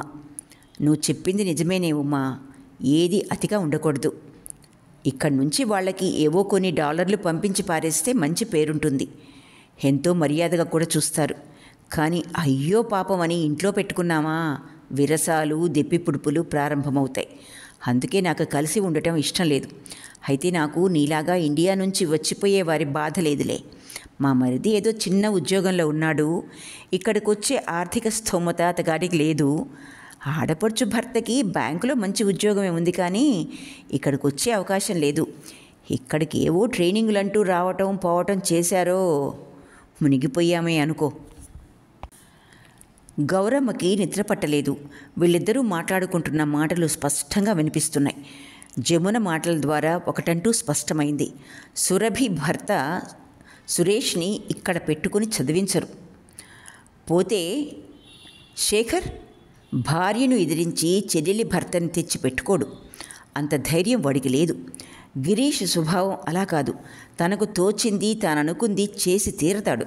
ఎవరడ్డొచ్చినా లెక్క చేయడు. ఒక విధంగా శేఖర్ చేసేది సరైంది. ఇలాంటి దూరదేశాల్లో అయిన వాళ్ళు ఉండరు. కాబట్టి భార్యకు భర్త, భర్తకు భార్య ఒకరినొకరు సహకరించుకుంటేనే సంసారం హాయిగా సాగుతుంది. ఒంటరితనపు బాధ, పోట్లాటలు వీరి మధ్య ఉండకూడదు. ఇండియాలో భార్యతో పోట్లాడి వచ్చిన కొడుకుని తల్లి ఆదరిస్తుందే గాని నువ్వు చేసింది తప్పు, ఇంటికి వెళ్ళు, సర్దుకుని కాపురం చెయ్యి అని వెనక్కు పంపదు. అక్కడి సాంఘిక పద్ధతులు అంత బలంగా ఉన్నాయి. కానీ ఇక్కడ అలా కాదు కదా. అందుకే అమెరికాలో భారతీయ భర్తలు భార్యలు చెప్పినట్టు విని పడుంటారు అని విశ్లేషించుకుంది గౌరమ్మ. సూక్ష్మగ్రాహి అయిన గౌరమ్మ ఇక్కడి పద్ధతులు, వాతావరణాన్ని, పరిస్థితుల్ని ఆకలింపు చేసుకున్నారు. ఇండియాకొస్తే ఎంతో గౌరవ మర్యాదలు, వినయాలు నటించే జమునకు నిజంగా పెద్దలంటే అంత గౌరవం లేదని తెలుసుకున్నారు. చూలింత కట్టుకుంటుంది కదా అని 5,000 రూపాయలు పెట్టి పట్టు చీర, పచ్చని గాజులు తెచ్చిస్తే నిర్లక్ష్యంగా పక్కన పడేసింది. ఉగాది అనేది తెలుగువారికి అతి ముఖ్యమైన పండుగ. ఆ పండుగ కూడా ఎవరింట్లోనో జరుపుకున్నారే గాని ఇంట్లో గుమ్మాలకి పసుపు పూసి కుంకుమ పెట్టలేదు. ఇండియాకు వచ్చినప్పుడు ఎంతో ప్రేమ ఒలకబోస్తూ మాట్లాడే జమున ఇక్కడ మౌనంగానే ఉంటోంది. ఎంతో అవసరమైతే తప్ప మాట్లాడదు. ఉద్యోగంలో శేఖర్ చకచకా సాఫల్యపు మెట్లు ఎక్కుతున్నాడు. అయినా అప్పటి ఉత్సాహం లేదు. అతనిలో ఎంతో మార్పు వచ్చింది. అతని స్నేహితుల పిల్లలు కొందరు పెళ్ళీడుకు వచ్చిన వాళ్ళున్నారు. ఈ పిల్లల్లో కూడా కొందరు ఇక్కడి సంస్కృతి ప్రకారం నడుచుకుంటూ తల్లిదండ్రులకు బాధ కలిగిస్తున్న వాళ్ళు ఉన్నారు. ఒక్కొక్కసారి శేఖర్కి తిరిగి ఇండియాకు వెళ్ళిపోదాం అనిపించినా జమున ససేమిరా అంటోంది. ఆమెకు భారతదేశం పట్ల చిన్న చూపుంది. ఇక్కడి వ్యక్తి స్వాతంత్రానికి బాగా అలవాటు పడిపోయింది. అందరూ ఎలా బ్రతుకుతున్నారో నేను అలాగే బ్రతుకుతాను అంటూ నిశ్చింతగా జీవితాన్ని ఎంజాయ్ చేస్తోంది. శేఖర్ స్నేహితుడు వెంకటేష్కు 13 సంవత్సరాల కూతురుంది. స్కూల్ నుంచి రావటం ఆలస్యమైనా, ఎవరినైనా ఎక్కడికైనా వెళితే, ఎవరితోనైనా ఎక్కడికైనా వెళితే భయపడిపోతున్నాడు. అతడు మధ్యతరగతి భారతీయ కుటుంబం నుంచి వచ్చినవాడు. తాను అశాంతిగా ఉండడమే కాక భార్య శాంతిని కూడా అశాంతి పాలు చేస్తున్నాడు. విసిగిపోయిన శాంతి శేఖర్ దగ్గర తన బాధ వెళ్ళగక్కున్నది. అందుకు వెంకటేష్, శేఖర్, రేపు నీ కూతురు టీనేజర్ అయిన తర్వాత అమెరికన్ పిల్లల్లా డేటింగ్ అని వెళ్తే నువ్వేం చేస్తావో చెప్పు. తలుచుకుంటేనే కంపరంగా లేదు. మనమంతా మధ్యతరగతి సంప్రదాయ కుటుంబాల్లో హద్దులెరిగి పెరిగిన వాళ్ళం. ఈ విధమైన మాటలు విన్నప్పుడు జమున అడ్డొస్తూ, అప్పటి సంగతి కదా, ఇప్పటినుంచే తలబాదుకోవడం ఎందుకు, అంత తెగించే స్థితికి వచ్చినప్పుడు 4 తగిలిస్తే సరి అంది. కానీ శేఖర్ జమునతో ఏకీభవించలేదు. జమున బిడ్డ చిన్నదిగా ఉన్నప్పుడు రంగురంగుల గౌన్లు వేసుకుని అమెరికన్ల భాష నేర్చుకుంటూ వారినే అనుసరిస్తున్నప్పుడు మనందరం ఎంతో గర్వంగా ఫీల్ అవుతాం. వాళ్లతో పాటు స్కూళ్ళకు వెళ్ళినప్పుడు మురిసిపోతాం. కానీ టీనేజ్ వచ్చిన తర్వాత అమెరికన్లలా విచ్చలవిడితనము, డేటింగులంటే మాత్రం అడ్డుకుంటాం. అప్పుడు భారతీయ సంప్రదాయాలు పాటించమని ఒత్తిడి తెస్తాం. ఇలా 2 రకాల సంప్రదాయాలు అనుసరించడం పిల్లలకు సాధ్యమవుతుందా? వాళ్ళు పెరుగుతున్న వాతావరణ ప్రభావమే వారి మనసుపై పనిచేస్తుంది. అలాగని మీ కూతుర్ని డేటింగ్లు చేయమంటారా? అది కాదు జమున, నీకు పరిస్థితి గురించి అనలైజ్ చేశానంతే. కొంతకాలం అమెరికన్ దృష్టిలో, మరికొంత భారతీయ దృష్టిలో పిల్లల్ని పెంచడం సాధ్యం కాదు. ఇలా ద్వంద్వ మనస్తత్వం ఉండడం వల్లే వెంకటేష్కు నేడి పరిస్థితి ఏర్పడింది. జమున ఉద్యోగంలో చేరవలసిన రోజది. ఫీడింగ్ బాటిల్లో పాలు, జ్యూసు బిడ్డకు పట్టే విధానాన్ని అత్తగారికి వివరించింది. చిన్న బిడ్డకు తల్లి పాలు అవసరమమ్మా, ఉండలేక ఉండబట్టలేక అనేసింది గౌరమ్మ. అత్తయ్య, నా పాలే తీసి ఫ్రిడ్జ్లో పెట్టాను, దాన్ని వేడి చేసి పట్టండి. ఈ కొత్త పద్ధతి ఏమిటో గౌరమ్మకు అర్థం కాలేదు. అలా వద్దమ్మా, నువ్వే మధ్యాహ్నం ఒకసారి వచ్చి పట్టి వెళ్ళు. విను రోజు మధ్యాహ్నం ఆటోలో వచ్చి పాలు పట్టి వెళ్తూ ఉండేది. వినుత విషయం వేరు, ఇది ఇండియా కాదు, అమెరికా, విసుగ్గా మొహం పెట్టి అంది జమున. ఏ తల్లి బిడ్డైనా, ఏ దేశమైనా తల్లిపాలు ఒకటే అన్నది అవిద్యావంతురాలైనా గౌరమ్మకి బాగా తెలుసు. శేఖర్, జమున ఆఫీసులకు వెళ్ళిపోయారు. ఇల్లంతా నిశ్శబ్దం, నీరసంగా ఉంది. గౌరమ్మకి ఈ వాతావరణం, పరిసరాలు భయం పుట్టేవిగా ఉన్నాయి. మానసి నిద్రపోతోంది. ఇంట్లో చేయవలసిన పనేమీ లేదు. వీధిలో ఎలాంటి శబ్దాలు లేవు. కూరగాయల బళ్ళ వాళ్ళ అరుపులు లేవు. పువ్వులమ్మేవారి కేకలు లేవు. కాలమే నిలిచిపోయిందా అనిపిస్తూ ఉంది. సికింద్రాబాద్లో కూడా ఎవరి పనులకు వాళ్ళు వెళ్ళిపోయిన తర్వాత ఇల్లు నిశ్శబ్దంగానే ఉండేది. కానీ ఆ నిశ్శబ్దానికి ఈ నిశ్శబ్దానికి ఎంతో వ్యత్యాసం ఉంది. అది మనసుకు హాయిని కలిగించే ప్రశాంతత అయితే ఇది భయం పుట్టించేదిగా ఉంది. ఎవరైనా వస్తే బాగుంటుంది అనిపించింది ఆమెకు. ప్రారంభంలో టీవీ, సూపర్ మార్కెట్, స్టోర్లు, అంగళ్ళు, రోడ్లు అద్భుతాలుగా అనిపించేవి. కానీ ఇప్పుడు అనాసక్తిగా అవే కదా అనిపిస్తున్నాయి. ఇది హైదరాబాదులో అయితే వినుత స్కూల్ నుంచి రాగానే తాను రామమందిరానికి వెళ్ళిపోయేది. అక్కడ తనలాంటి అత్తగారులు ఒకచోట చేరి తమ కోడళ్ల గురించి విమర్శించుకోవటం, చర్చించుకోవటంలోనే అధిక సమయం గడిపేవాళ్ళు. తమ కాలంలో అత్తగారికి, ఆడపడుచులకు ఎంత తగ్గి ఒగ్గి ఉండేవాళ్ళు, ఎంత ఉత్తమ కోడళ్లుగా, ఇల్లాళ్లుగా పేరు తెచ్చుకునేవారో ఉదహరించుకుంటూ నేటి కోడళ్లను, వాళ్ల తెగింపుతనాన్ని ఎండగట్టడం లాంటి మీటింగులతో ఇట్టే కాలం గడిచిపోయేది. ఇంటికి వచ్చేసరికి వినుత వేడివేడిగా కంచంలో భోజనం వడ్డించేది. భోజనం ముగించి నేరుగా మంచంపై నడుం వాల్చేది. ఇక్కడలా కాదు. శేఖర్, జమున అలసిపోయి వస్తారు. కానీ అక్కడ కూడా వినుత అలసిపోయే వచ్చేది కదా. ఏమో, అంత గమనిస్తేగా. ఇంటికి రాగానే మైక్రో ఓవెన్లో వంట పదార్థాలు వేడి చేసి భోజనం చేస్తే ఆ రోజు ముగిసినట్టు. ఎక్కడికైనా వెళ్ళాలంటే ఆదివారం కోసం 1000 కళ్ళతో ఎదురు చూడాలి. శనివారం, ఆదివారం శేఖర్ కొందరు భారతీయులింటికి పిలుచుకు వెళ్తుంటాడు. వారమంతా ఉద్యోగంలో అలసిపోయిన జమున రెస్ట్ తీసుకుంటానంటూ వచ్చేది కాదు. కొన్ని ఆదివారాల్లో శేఖర్ కారు శుభ్రం చేసుకోవటం, మొక్కలు, లాన్లు సరిచేసుకోవడం లాంటి పనుల్లో మునిగిపోతాడు. ఊరి వాళ్ళెవరైనా వస్తే బాగుంటుందని అనిపించినా ఈ దూరపు దేశాల్లో ఈ కొంపకి ఎవరొస్తారులే అని అనిపించేది అంతలోనే. సికింద్రాబాదులో అయితే ఇంటికి ఎవరో ఒకరి రాకపోకలు, సదా కాలక్షేపం ఉంటుండేది. భర్త విద్యార్థులు, గిరీష్ స్నేహితులు, చుట్టాలో ఇలా సందడే సందడి. స్వతహాగా గౌరమ్మ మితభాషి అయినా ఆమెకు బంధువులు కావాలి. ఏ వేళలోనైనా సరే ఎవరైనా ఇంటికి వస్తే ఏమాత్రం చిరాకు పడకుండా అప్పటికప్పుడు వంట చేసి వడ్డిస్తూ ఉండేది. ఎవరైనా కొంచెం పొగిడితే చాలు, సంతోషానికి హద్దులుండేవి కావు. ఈ కాలంలో కూడా మీలాగా ఆదరించేవారు ఎంతమంది? నిజంగా మీరు సాక్షాత్తు అన్నపూర్ణే అనంటే చాలు. తనకై అట్టే పెట్టుకున్నది కూడా ఇచ్చేస్తుండేది. ఒక్కొక్కసారి వినుత అత్తగారి ఈ ధారాళతనాన్ని, ఖర్చును తట్టుకోలేకపోయేది. అయినా గౌరమ్మ ఖాతరు చేసేది కాదు. అమెరికాలో ఒకరింటికి వెళ్ళాలన్నా, ఎవరినైనా ఇంటికి పిలవాలన్నా 40 మైళ్ళు. అది ఇక్కడ దగ్గర కింద లెక్క.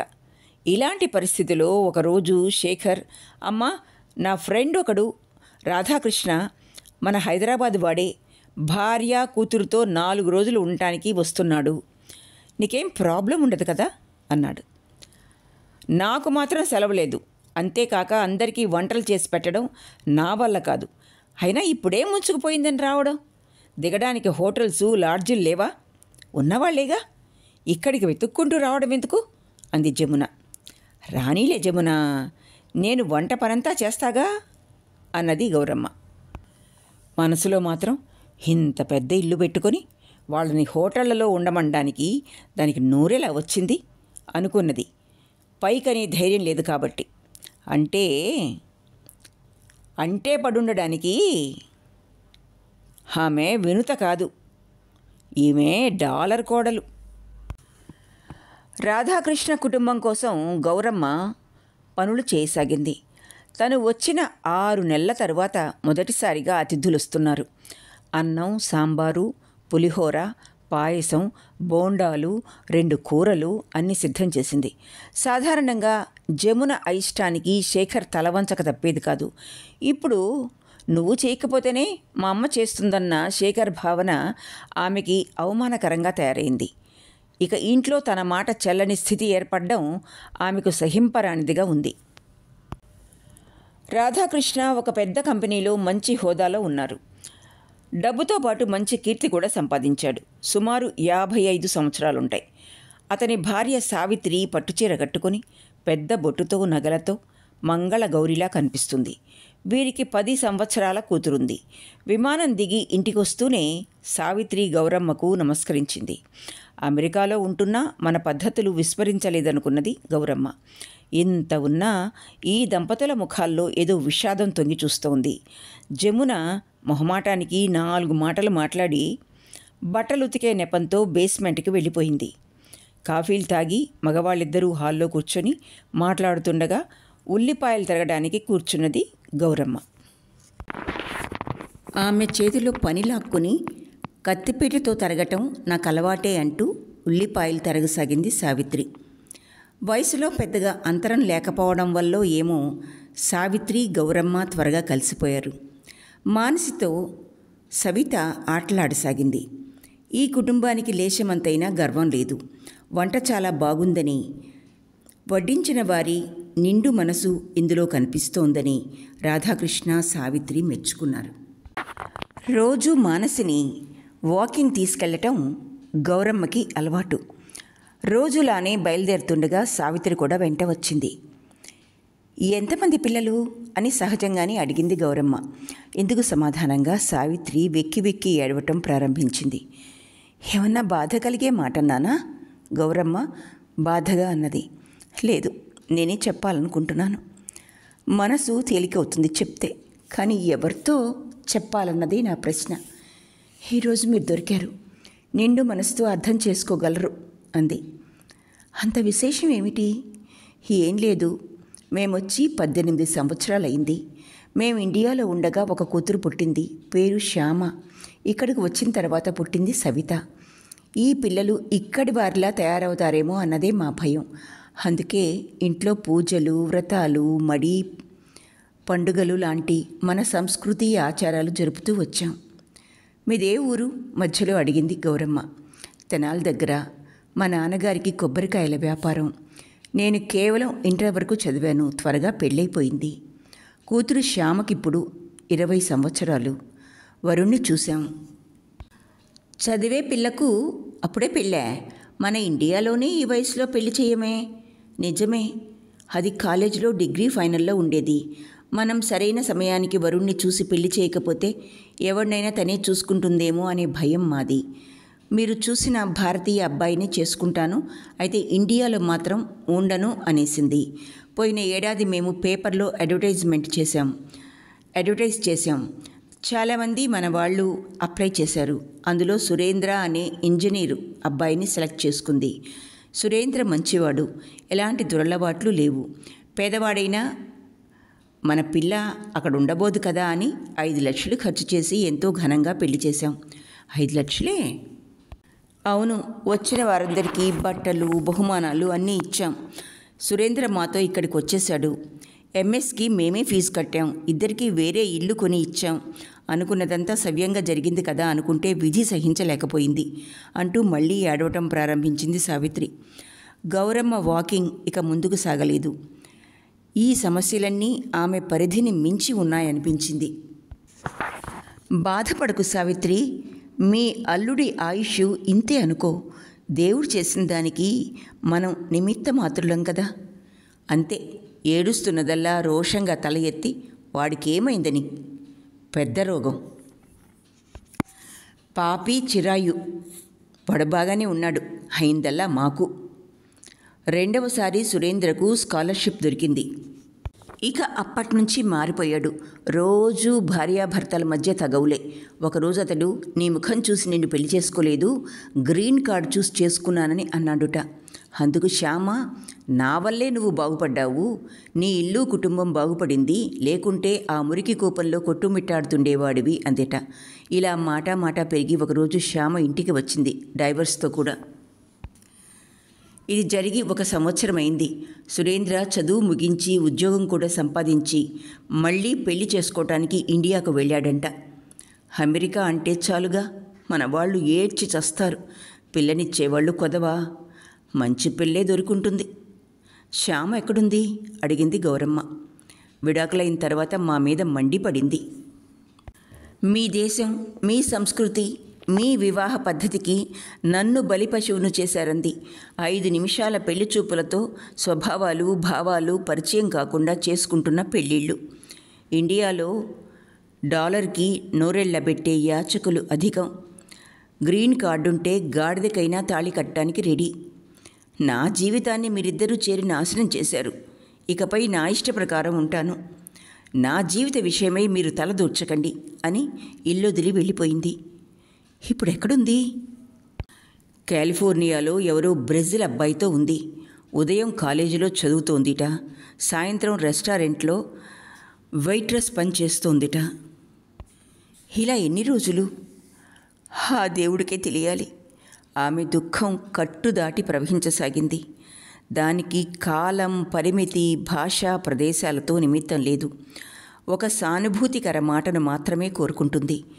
ఎలాంటి డాలర్లు పరిష్కరించలేని సమస్యలివి. 4వ తరగతి చదివిన గౌరమ్మకు వాటిని పరిష్కరించడం అనేది బుద్ధికి, శక్తికి మించిన పని. కానీ కన్నీరు తుడిచి ధైర్యం చెప్పే హృదయం ఆవిడకుంది. చెల్లెలి జీవితం గురించైనా ఆలోచించాల్సింది. ఇప్పుడు దీని విషయమే మాకు సమస్యగా ఉంది. అందుకే తిరిగి ఇండియాకు వెళ్ళిపోతాం. బోలెడు సంపాదించాం, ఇది చాలు అని ఆయన అన్నాడు.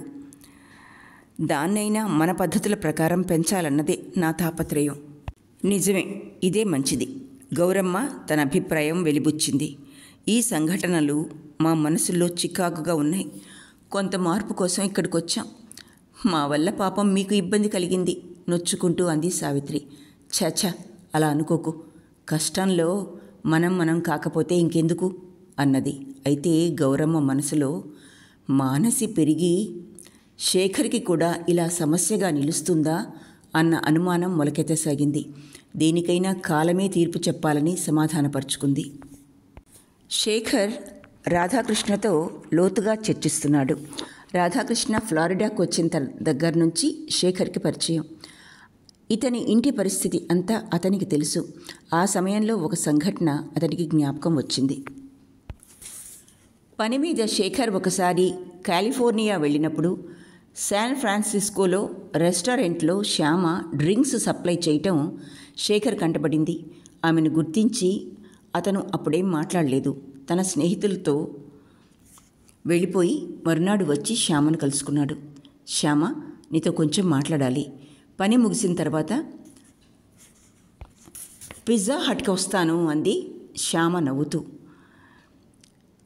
నిర్వికార ఆత్మవిశ్వాసం తొణికిసలాడే శ్యామను చూసి అవాక్కైనాడు శేఖర్. అరగంట తర్వాత శ్యామ యూనిఫామ్ మార్చుకుని చెప్పిన స్థలానికి వచ్చింది. ఉదయం నుంచి సాయంకాలం వరకు పనిచేయటం వల్ల అలసిన ఆమె నుదుటిపై చెమట బిందువులు మెరుస్తున్నాయి. చిన్నప్పుడు గౌన్లు తొడుక్కున్న శ్యామను చూశాడు.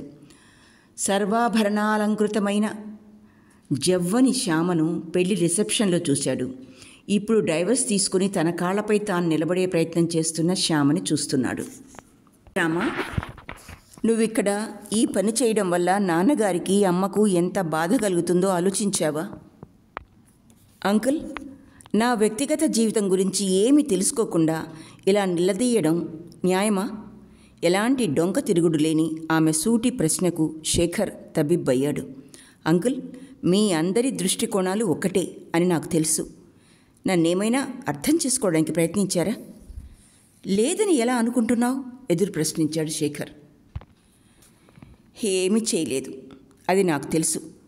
మీరు, మమ్మీ, పప్ప అందరూ ఒకటే. మీరు 100 జన్మలు ఈ దేశంలో గడిపినా ఇక్కడి జీవితం మీకు అర్థం కాదు, అర్థం చేసుకోలేరు, అందుకు ప్రయత్నించరు కూడా. మీ ప్రపంచం, మీ ఆలోచన, మీ బుద్ధులు హైదరాబాదును దాటి రావు. అయితే మీరు వస్తారు కేవలం సంపాదించి కూడబెట్టడానికి. ఇక్కడి వారికి సమానం మీరెప్పటికీ కాజాలరు. కాగితాలపై మీరు ఇక్కడి పౌరులు కావచ్చు, కానీ మానసికంగా అక్కడి వారే, ఉద్వేగంగా చెప్పింది శ్యామ. మృదుభాషిణి, బిడియ స్వభావం గల శ్యామ నేడు భగ్గుమన్న జ్వాలాముఖిలా మాట్లాడుతూ ఉంది. భారతదేశం మీ దేశం కావచ్చు, కానీ ఇది నా దేశం. మీ భావాలతో నన్ను కాలరాయాలని చూస్తున్నారు. రెస్టారెంట్లో పనిచేయడం అపచారమా, అవమానమా? మీ భారతీయుల దృష్టిలో అది హీనమైన పని. మా స్నేహితురాలి తండ్రి న్యూయార్క్లో గొప్ప సర్జన్, కానీ నా స్నేహితురాలు నాలాంటి ఉద్యోగమే చేస్తోంది. వాళ్ళింట్లో దాన్ని తక్కువగా భావించడం లేదు. దాని జీవితం దానిదే అంటారు. శ్యామ అడిగిన ప్రశ్నకు శేఖర్ దగ్గర సమాధానం లేక తిరిగి వచ్చేశాడు. శేఖర్, రాధాకృష్ణ మాట్లాడుకుంటున్నారు. రాధాకృష్ణ అన్నాడు, శేఖర్, నేను విద్యాభ్యాసం ముగిసిన వెంటనే రాలేదు. పరిశోధకుడిగా ప్రభుత్వ ఉద్యోగంలో ఉండేవాడిని. మొదట్లో ఢిల్లీలో ఉన్నా అప్పుడు ఇంటికి కేవలం పడుకోవడానికి మాత్రం వస్తుండేవాడిని. అప్పట్లో యువరక్తం నాది. నా జీవితంలో అంత పని ఎప్పుడూ చేయలేదు అన్నాడు రాధాకృష్ణ. ఇక్కడ చేస్తున్నారు కదా. ఇంతకన్నా ఎక్కువగా చేస్తుండేవాణ్ణి. పరిశోధనల విషయమై మంచి పేపర్లు రాశాను. మా బాస్కి నన్ను చూస్తే గిట్టేది కాదు. అందుకు జాతి కారణమో భాష కారణమో తెలియదు. ఈ పేపర్స్ చదవటానికి కాలిఫోర్నియా వెళ్ళటానికి ఛార్జీలు ఇవ్వలేదు. నా దగ్గర డబ్బు లేదు. చాలా నిరాశ అయింది. ప్రతిరోజు ఏదో ఒక తప్పు వెతుకుతుండేవాడు. అవమానించటం, అసిస్టెంట్ని ఇవ్వకపోవటం ఇలా ఒకటా రెండా? అయినా నా పని నేను చేసుకుపోతుండేవాణ్ణి. మరి ఇక్కడికి ఎలా వచ్చారు? చివరికి నన్ను నా సబ్జెక్ట్ కానీ జాబ్లో గుజరాత్కు చెందిన ఒక మూల ప్రదేశంలో ట్రాన్స్ఫర్ చేశారు. మరీ నిరాశ అనిపించింది. నేను కష్టపడ్డానికి సిద్ధంగా ఉన్నా ఈ రాజకీయాల వల్ల పైకి రాలేకపోతుండేవాణ్ణి. ఇలా అనేక ఊళ్ళు తిరిగాను. చివరికి బాంబే వచ్చాం. అక్కడ ఒక వ్యాసం రాశాను. దాన్ని ఇక్కడ ఒక పై అధికారి చదివి నన్ను ఇక్కడికి పిలిపించారు. ఇక్కడికి వచ్చిన తర్వాత మీకు ఎలాంటి సమస్యలు ఎదురవ్వలేదా? ఇక్కడ జీవితానికి అలవాటు పడ్డం తప్ప ఎలాంటి ప్రాబ్లమ్స్ లేవు. నా పనికి ఎంత ఫండ్ అడిగితే అంత, ఏ ఉపకరణాలు కావాలంటే అవి నిమిషాల్లో సమకూరేవి. ఇప్పుడు నేనే సంస్థకి సీనియర్ అధికారిని. నేను కూడా వారిలాగానే యోగ్యతకే ప్రాధాన్యం ఇస్తాను. మరి మీ వేదనకు దుఃఖానికి కారణం? ఉద్యోగంలో ఎలాంటి బాధ లేదు, కానీ ఇంటికి వెళితే బాధ. సావిత్రి ఎప్పుడూ శ్యామనే తలుచుకుంటూ బాధపడుతూ ఉంటుంది. ఇక్కడి నుంచి వెళ్ళిపోదామంటుంది. అక్కడికి వెళ్ళి ఏం చేయను? డబ్బైతే బోల్డుంది. కేవలం డబ్బుందని ఇంత గొప్ప పరిశోధనా సంస్థను వదిలి ఎలా వెళ్ళను? నేను చేసే పరిశోధనకు తగ్గ మూల్యాన్ని ఇలాంటి శ్రీమంత దేశాలే భరించగలవు. నిజమే, అందుకే కదా గొప్ప సైంటిస్టులు, వైద్యులు, ఇంజనీర్లు ఇక్కడికే వలస వచ్చేస్తుంటారు.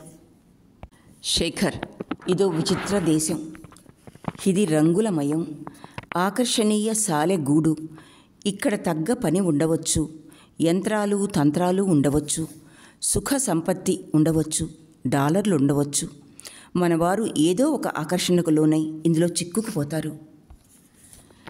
అక్కడి నుంచి బయటికి రావటానికి ఎన్నో ద్వారాలున్నాయి.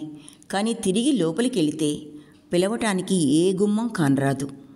మీరు చెప్పింది నిజమే. అందుకే మన దేశం నుంచి వచ్చిన వారిలో 99% ఇక్కడే ఉండిపోతారు. అయితే ఈ మధ్య సాఫ్ట్వేర్ ఇంజనీర్లు తిరిగి వెళ్ళిపోవాలనుకుంటున్నారు కదా. శేఖర్, మన దేశంలో మనకేం మర్యాద ఉంది? చూడు, హైదరాబాదులో సావిత్రి బలవంతంపై మంచి ఇల్లు కట్టించాను. గృహప్రవేశం సమయంలో వంటవాళ్ళు, కాంట్రాక్టర్లు, పురోహితులు అందరూ డబుల్ రేట్లు అడిగి దోచుకున్నారు. కేవలం అమెరికాలో ఉంటున్నందుకు నిజంగా నాకు చాలా బాధ కలుగుతుంది ఇలాంటివన్నీ తలుచుకుంటే, అన్నారు పాత సంఘటనలు గుర్తు చేసుకుని. నిజమే, అక్కడి వారు డాలర్లు చెట్టుపై పూస్తున్నట్టుగా భావిస్తారు. అక్కడ అయిన వారందరినీ వదిలి ఇక్కడ కష్టపడి చలి అనక, ఎండనక, సమయం అనక సంపాదించే డాలర్ విలువ వారికేం తెలుసు? డాలర్ అంటే 43 రూపాయలు అని మాత్రం తెలుసు. తన చేదు అనుభవాల్ని తలుచుకుంటూ అన్నాడు శేఖర్. అతనికి కిట్టి సంఘటన మనసు నొప్పించింది. కిట్టి అంటే కృష్ణమూర్తి, బెంగళూరు స్నేహితుడు. ఒకసారి కిట్టి, నువ్వు మా వాడివి, అమెరికాలో ఉండటం నిజంగా మాకు గర్వకారణం. ఈసారి నువ్వు వచ్చినప్పుడు 2-in-1 తెస్తావా? అమ్మకి సింథటిక్ డైమండ్స్ కావాలట. లీలా పగడాల దండ అడిగింది. అక్కడ షికాగోలో పద్మారావు అని ఏజెంట్ ఉన్నాడు. నువ్వు తప్పక తెస్తావని లీలకు చెప్పాను. నువ్వు ఇక్కడికి వచ్చిన తర్వాత వాటి ధర ఇచ్చేస్తాను. లీల ముందు నన్ను అవమానపరచుకు, తప్పక తీసుకురావాలి అని పదే రాశాడు. చివరికి శేఖర్ కేవలం 2-in-1 తెచ్చినప్పుడు ముఖం ముడుచుకున్నాడు. శేఖర్, నేను అడిగింది తేకపోయినా పర్వాలేదు, కానీ లీల చెప్పింది తెస్తే బాగుండేది. నీకే డాలర్స్ సంపాదిస్తున్నావు, మాలాగా కాదు కదా. అక్కడి నుంచి 2-in-1 ఏదో చెప్పగా తెచ్చావు. మా పక్కింటి వాళ్ళ 2-in-1 ఇంతకన్నా బాగుంది. నువ్వు అలాంటిది తెస్తావేమో అనుకున్నా. ఇలాంటిదని తెలిస్తే వద్దని చెప్పేవాణ్ణి అంటూ అతి నిరాశగా మాట్లాడాడు. కానీ మాట వరుసకైనా దాని ఖరీదు ఎంతైందని గాని తరువాత ఇస్తానని గాని అనలేదు. ఆ మాటే ఎత్తలేదు. శేఖర్కి చాలా బాధ వేసింది. శేఖర్కి కిట్టి నిష్ఠూరపు మాటలతో చాలా బాధ వేసింది. లీలా ఏమనుకుంటుందో అన్నదే ఆలోచిస్తున్నాడు కానీ ఇలా మాట్లాడితే శేఖర్ ఏమనుకుంటాడో అని అతను ఆలోచించలేదు. పోయినసారి సికింద్రాబాద్కు వచ్చినప్పుడు సురభి, సురేష్లు కూడా వచ్చారు. 2-3 సార్లు సురేష్, బావా మీ వాచ్ కొత్త మోడల్గా ఉంది, చాలా బాగుంది అన్నాడు. గౌరమ్మ కొడుకుని పక్కకు పిలిచి, ఒరే శేఖర్, నువ్వు డాలర్లు సంపాదించేవాడివి, నీకేం తక్కువ? అతను మన ఇంటి అల్లుడు. ఆ వాచి ఇష్టపడుతున్నట్టున్నాడు, ఇచ్చేయి, నువ్వు కావాలంటే మళ్ళీ కొనుక్కోవచ్చు అని ఆజ్ఞ జారీ చేయగా ఇవ్వక తప్పలేదు. అంతేకాదు మళ్ళీ ఈ విషయంలో అమ్మ ఏం రాద్ధాంతం చేస్తుందోనని భయపడి కూడా ఇచ్చేశాడు. నిజానికి శేఖర్ మనసు పడి కొనుక్కున్న వాచ్ అది. సురేష్ పైకి మాత్రం ఇప్పుడు నాకెందుకు అంటూనే తీసుకున్నాడు. అమెరికాకి తిరిగి వెళ్ళిన తర్వాత గడియారం లేని చేతిని గమనించి విషయం తెలుసుకుంది జమున. మీ ఇంట్లో వ్యక్తులు అత్యాశాపరులు అంది కోపంగా. మనిషి వెళ్తే చాలు నిలువు దోపిడీ చేసి పంపిస్తారు. ఇక్కడికొచ్చి చూస్తే తెలుస్తుంది జీవితం అంటే ఎంత కష్టమో అని. కాసేపు సాధించడమేగాక 4 రోజులు భర్తతో మాట్లాడడం కూడా మానేసింది జమున. గౌరమ్మ వచ్చి 6 నెలలైనా అమెరికాలో వేరే ఊరికి వెళ్ళలేదు. అందుకే శేఖర్ 2 రోజులు సెలవు పెట్టి అందరినీ చికాగో తీసుకువెళ్తానన్నాడు. అక్కడ అతనికి పరిచయం ఉన్న అనేక మంది తెలుగు స్నేహితులున్నారు. గౌరమ్మ అనేక తిండి పదార్థాలు చేసి కవర్లలో పెట్టి తెచ్చింది. రవ్వ లడ్డులు, మురుకులు, బేసిన్ లడ్డులు, జంతికలు, కజ్జికాయలు, మైసూర్పాక్, ఇంకా జమునకు చికాగోలో చాలామంది ఫ్రెండ్స్ ఉన్నారు. వాళ్ళకి ఇవ్వాలన్న ఉద్దేశం ఆమెకు ఉన్నందున అత్తగారికి అడ్డు రాలేదు. అసలు అత్తగారు వచ్చిన దగ్గర నుంచి జమున వంటింట్లో అడుగు పెట్టలేదు. శేఖర్ అమ్మకి పని ఎక్కువైందేమోనని బాధపడుతుంటే, లేదు నాయన, ఇక్కడ నాకు మాత్రం వేరే పనే ఉంది అని అన్నా. ఇలాంటి మాట కోడలి నోటి నుంచి వినాలన్న కోరిక ఆమెది. కానీ జమున, రేపటి నుంచి మీరు రెస్ట్ తీసుకోండి, నేను పనిచేస్తాను అని పై మాటగా అనేదే తప్ప ఏ పని పొరపాటును కూడా తాకేది కాదు. అందరూ బయలుదేరారు. చలికాలం పోయి ఆహ్లాదకరమైన వసంతం అడుగుపెట్టింది. చెట్లు చేమలు చిగురించాయి. వాతావరణం ఉల్లాసభరితంగా ఉంది. గౌరమ్మ మనసులోనే నవ్వుకుంది. ఏంటమ్మా నీలో నువ్వే నవ్వుకుంటున్నావు అడిగాడు శేఖర్. నా అదృష్టం చూసి నాకే నవ్వొచ్చింది.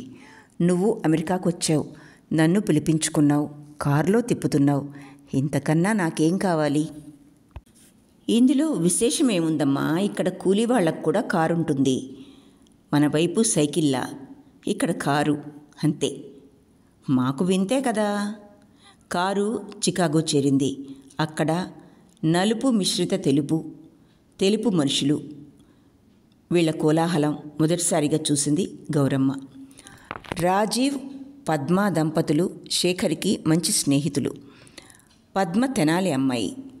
వాళ్ళని ఎంతో ఆత్మీయంగా పలకరించి మర్యాదలు చేసింది. వాళ్ళది కూడా 4 బెడ్రూమ్ల ఇల్లు. వీరి కోసం ఒక గెస్ట్ రూమ్ సిద్ధం చేసి ఉంచారు. నిదానంగా కాఫీ తాగండి, ప్రయాణ బడలికతో ఉన్నారు, బిడియపడద్దు అని స్వచ్ఛమైన తెలుగులో పద్మ అంటుంటే గౌరమ్మకి సికింద్రాబాద్లో ఉన్నట్టు అనిపించింది. కాఫీ తాగిన తర్వాత శేఖర్, జమున, రాజీవ్ బయటికి వెళ్ళారు.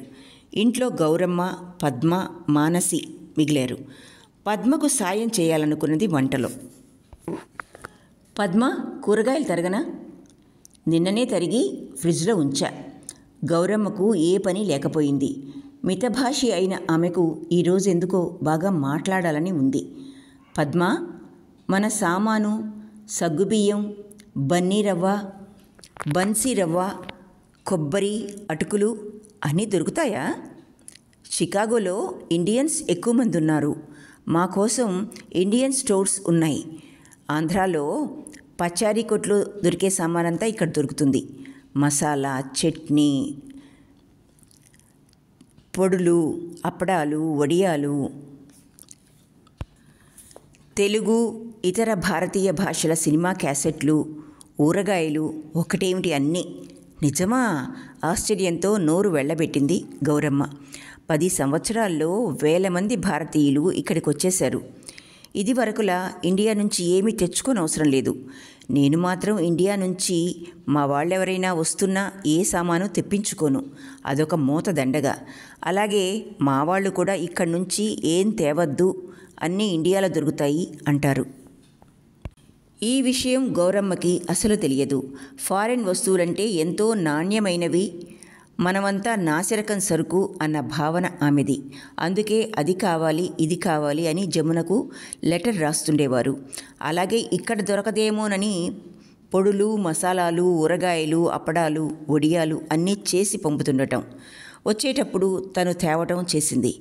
జమునకి ఇది తెలుసు కూడా, ఎందుకు తెప్పించుకునేది అనుకున్నది. ఇంకా ఇప్పుడు ఎవరెవరు వస్తారమ్మా? మీరు వచ్చారు కదా, మా ఆడపడుచు తార తప్ప ఎవరూ రారు. మీ ఆడపడుచు ఇక్కడే ఉంటుందా? ఆమె భర్త రారా? జమున చెప్పలేదా? లేదు. మా ఆడపడుచుది ఒక పెద్ద కథ. తార అందంగా లక్షణంగా ఉన్న పిల్ల. అత్తగారి ఊరు ఖమ్మం. చదువులో ఆసక్తి లేదు. ఎలాగో అలా BA పాస్ అయింది. ఇంటి పని, వంట పని బాగా చేస్తుంది. మేనమామ కొడుకు రమేష్కిచ్చి పెళ్లి కూడా చేశారు. మరి రమేష్ ఎక్కడున్నాడు? ఇక్కడే వాషింగ్టన్ అనే ఊర్లో ఉన్నాడు. పెళ్లికి ముందు వచ్చి కలుసుకుంటుండేవాడు. ఆమె పెళ్లికి మామగారు మాకున్న ఒకే ఒక ఆస్తి, మామిడి తోటను అమ్మారు. ఈమె ఒక్కరితే కూతురు. మేము ఎలాంటి అభ్యంతరం చెప్పలేదు. వీసా దొరికి తార ఇక్కడికి వచ్చేసరికి కథ వేరేగా తిరిగింది. ఏమైంది? రమేష్ ఇక్కడ ఒక తెల్లదాన్ని చేసుకున్నాడు. ఒక పిల్లాడు కూడా పుట్టాడు. తారకు చాలా కష్టం కలిగింది. తెల్ల పెళ్ళాం రమేష్ని వదల్లేదు. నాది చాలా పొరపాటైంది, పెద్దల మాటలకు ఒత్తిడికి తల వంచి పెళ్లి చేసుకున్నానంటూ కాళ్ల మీద పడ్డాడు. తార కాళ్ల మీద పడ్డాడు. ఇంకా చేసేదేముంది, విడాకులైనాయి. చదువుపై ఆసక్తి లేదు. ఏదో చిన్న ఉద్యోగంలో చేరింది. మా ఇంట్లో ఉండటం ఇష్టపడలేదు. చిన్న ఇల్లు తీసుకుని వేరేగా ఉంటోంది. భర్త భరణం ఇస్తాడు. ఎప్పుడైనా మా ఇంటికి వస్తూ ఉంటుంది. తారకి మేము సలహా ఇచ్చాం. ఏ కులం వాడైనా, ఏ మతం వాడైనా పర్వాలేదు, జరిగిన అన్యాయం తలుచుకుంటూ ఏడుస్తూ కూర్చునే కన్నా మళ్ళీ పెళ్లి చేసుకో అని. తిరిగి ఊరికి వెళ్ళవద్దు, అక్కడ మానసిక హింస అనుభవించాల్సి వస్తుంది అని చెప్పాం. పాపం, దాని జీవితం ఇలా మన్నుపాలైంది. తార కథ విన్న గౌరమ్మకి మొదటిసారిగా వినుత గుర్తుకొచ్చింది. సురభి పెళ్ళప్పుడు ప్రసాద్ గురించి విచారించి వద్దు అన్నప్పుడు తను పెద్దదై ఉండి కూడా విచారించకుండా ఎన్ని పిచ్చి పిచ్చి మాటలు మాట్లాడలేదు. ఎంత పొరపాటైంది. నిజంగా సురభికి వాడితో పెళ్ళైనట్లయితే దాని బ్రతుకు కూడా తారలాగే భ్రష్టు పట్టి ఉండేది కదా. అసలు ఆ ఆలోచనే ఆవిడను ఒక్క నిమిషం పిచ్చిదానిగా చేసింది. మరుసటి రోజు మరో ఫ్రెండ్ శ్రీకాంత్ ఇంటికి వెళ్ళాలని నిశ్చయమైంది. అతని ఇల్లు స్ట్రింగ్ ఫీల్డ్లో ఉంది. అక్కడే లింకన్ సమాధి కూడా ఉంది.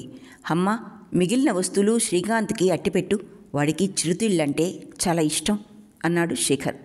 బయలుదేరేటప్పుడు పద్మ నమస్కరించి, ఇక్కడ తాంబూలం లేదు, కొబ్బరికాయ లేదు, ఇండియన్ స్టోర్కి వెళ్తే దొరికేది, ఏమీ అనుకోకండి అంటూ $50 గౌరమ్మ చేతిలో పెట్టింది. గౌరమ్మ ఎంత వద్దన్నా వినలేదు. మిమ్మల్ని చూస్తే మా అమ్మని చూసినట్టుంది. మా అమ్మని చూసి 2 సంవత్సరాలైంది.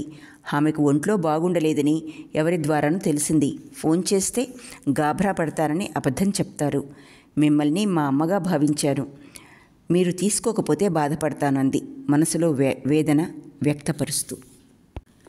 గౌరమ్మ కళ్ళు చెమ్మగిల్లాయి. పద్మ కూడా కళ్ళు తుడుచుకుంది. భారమైన మనసుతో గౌరమ్మ శ్రీకాంత్ ఇంటికి బయలుదేరింది. శేఖర్, శ్రీకాంత్ ఇంట్లో అతని పెళ్ళాం పిల్లలు ఉన్నారా? ఈ ప్రశ్న ఇక్కడ అడగటం మంచిదైంది. అతని ఇంట్లో ఈ విషయం ఎత్తకమ్మా. ఎందుకు? భార్య పోయిందా? బాగానే ఉంది. అయితే ఇతనితో కలిసి లేదు.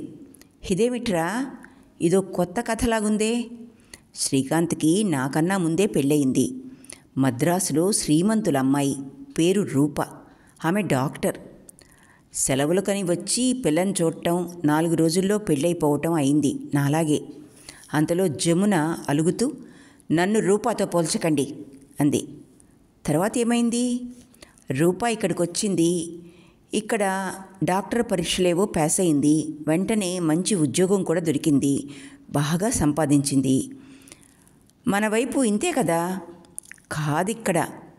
ఇక్కడ డాక్టర్లు, లాయర్లు బాగా సంపాదిస్తారు.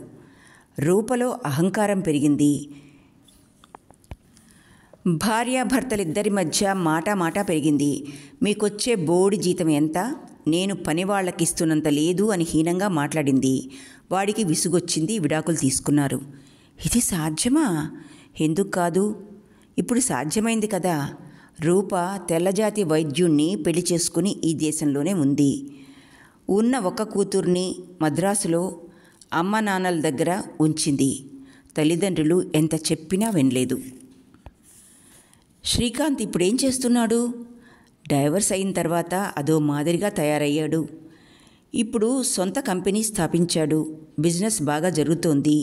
రూపా కన్నా గొప్ప ధనవంతుడైనాడు. చాలామంది భారతీయులకు ఉద్యోగం ఇచ్చాడు తన కంపెనీలోనే. అతడు మళ్ళీ పెళ్ళెందుకు చేసుకోలేదు? అమ్మా, అమెరికాలో ఇన్ని సంవత్సరాలున్న తర్వాత కొన్ని విషయాలు నేర్చుకోవాలి మనం. మనకు అనవసరపు విషయాల్లో జోక్యం చేసుకోకూడదు అన్నది వీటిలో ఒకటి.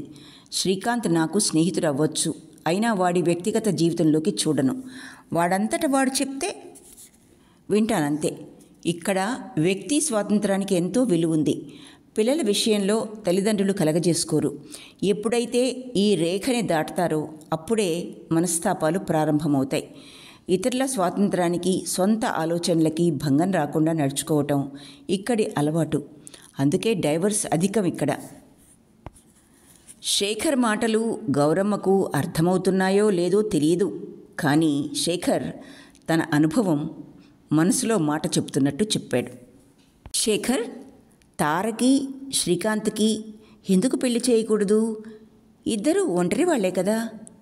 అమ్మా, అదెలా సాధ్యం? శ్రీకాంత్కి వివాహ విషయంలో మనసు విరిగిపోయింది. అదీగాక తారకి శ్రీకాంత్కి పరస్పర పరిచయం ఉంది. వాళ్లే ఈ విషయంలో మౌనంగా ఉన్నారు. నేను కలగజేసుకొని స్నేహం ఎందుకు చెడగొట్టుకోవాలి? అది నాకు ఇష్టం ఉండదు. గౌరమ్మకి ఇవి అర్థం కాని విషయాలు. ఊర్లో రామాలయంలో కూర్చుని అక్కడ అబ్బాయి ఉన్నాడు, ఇక్కడ అమ్మాయి ఉంది, ప్రయత్నించండి అన్నట్టు కాదిక్కడ పద్ధతి. ఏం దేశమో ఏం కథలో అనుకున్నదామె. శ్రీకాంత్ ఇంటికి చేరేసరికి మధ్యాహ్నం అయింది. ఎన్ని ఉన్నా ఇంట్లో ఇల్లాలు లేకపోతే బిక్కుబిక్కుమంటూనే ఉంటుంది. చిన్నబోతుంది ఇల్లు. శ్రీకాంత్ ఇంట్లో లేడు. పని మీద ఎక్కడికో వెళ్ళాడు. అయితే అందమైన స్ఫురద్రూపి అయిన ఒక యువకుడు వీళ్ళ కోసం వెయిట్ చేస్తున్నాడు.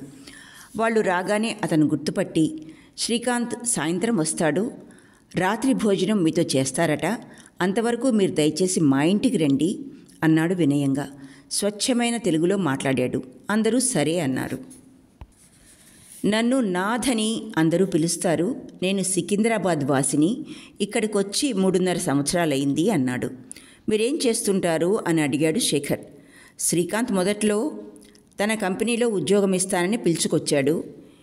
ఇక్కడుండి పనంతా నేర్చుకుని ఇప్పుడు సొంతంగా బిజినెస్ ప్రారంభించాను. ఏం బిజినెస్?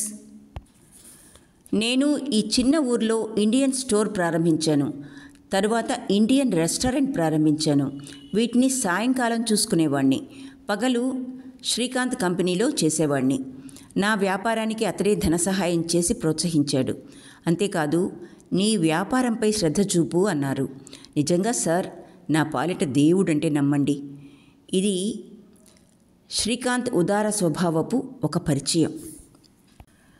నాథ్ది 3 బెడ్రూమ్లు గల ఇల్లు. ఇల్లు చిన్నదైనా తీరుగా ఉంది.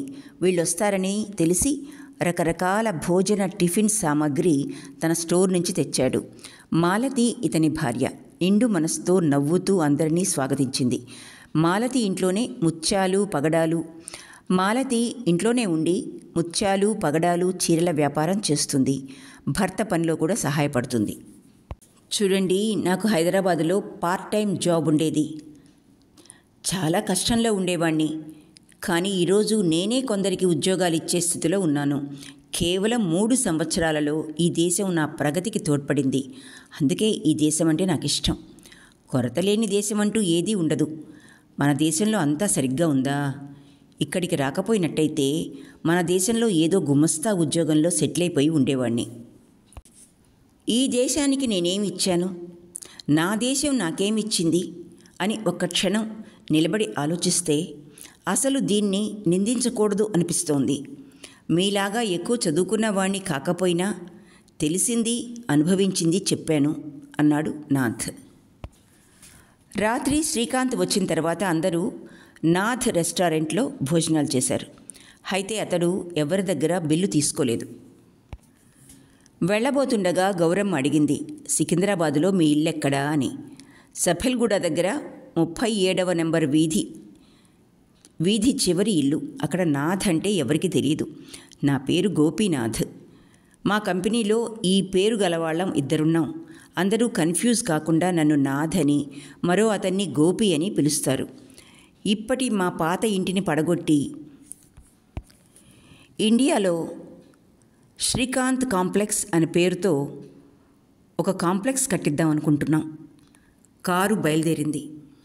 కానీ గౌరమ్మ మనసులో ఒకటే అశాంతి. ఈ నాథ్ ఎవరన్నది ఆమెకిప్పుడు అర్థమైంది. మరెవరో కాదు, పద్మ ఇతన్నే పెళ్లి చేసుకుంటానన్నప్పుడు అమెరికా వరుణ్ణి వెతుకుతానని తను అనటం, కొడుకు గిరీష్, కోడలు వినుత ఇతను మంచివాడు, సమర్థుడు, ఇవ్వటంలో తప్పేముంది అనటం గుర్తుకొచ్చింది.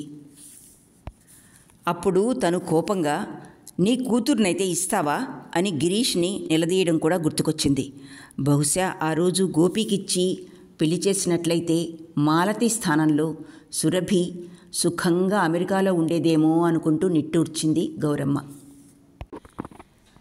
ఇక్కడితో సుధామూర్తి గారి డాలర్ కోడలు 3వ భాగం పూర్తి అయింది.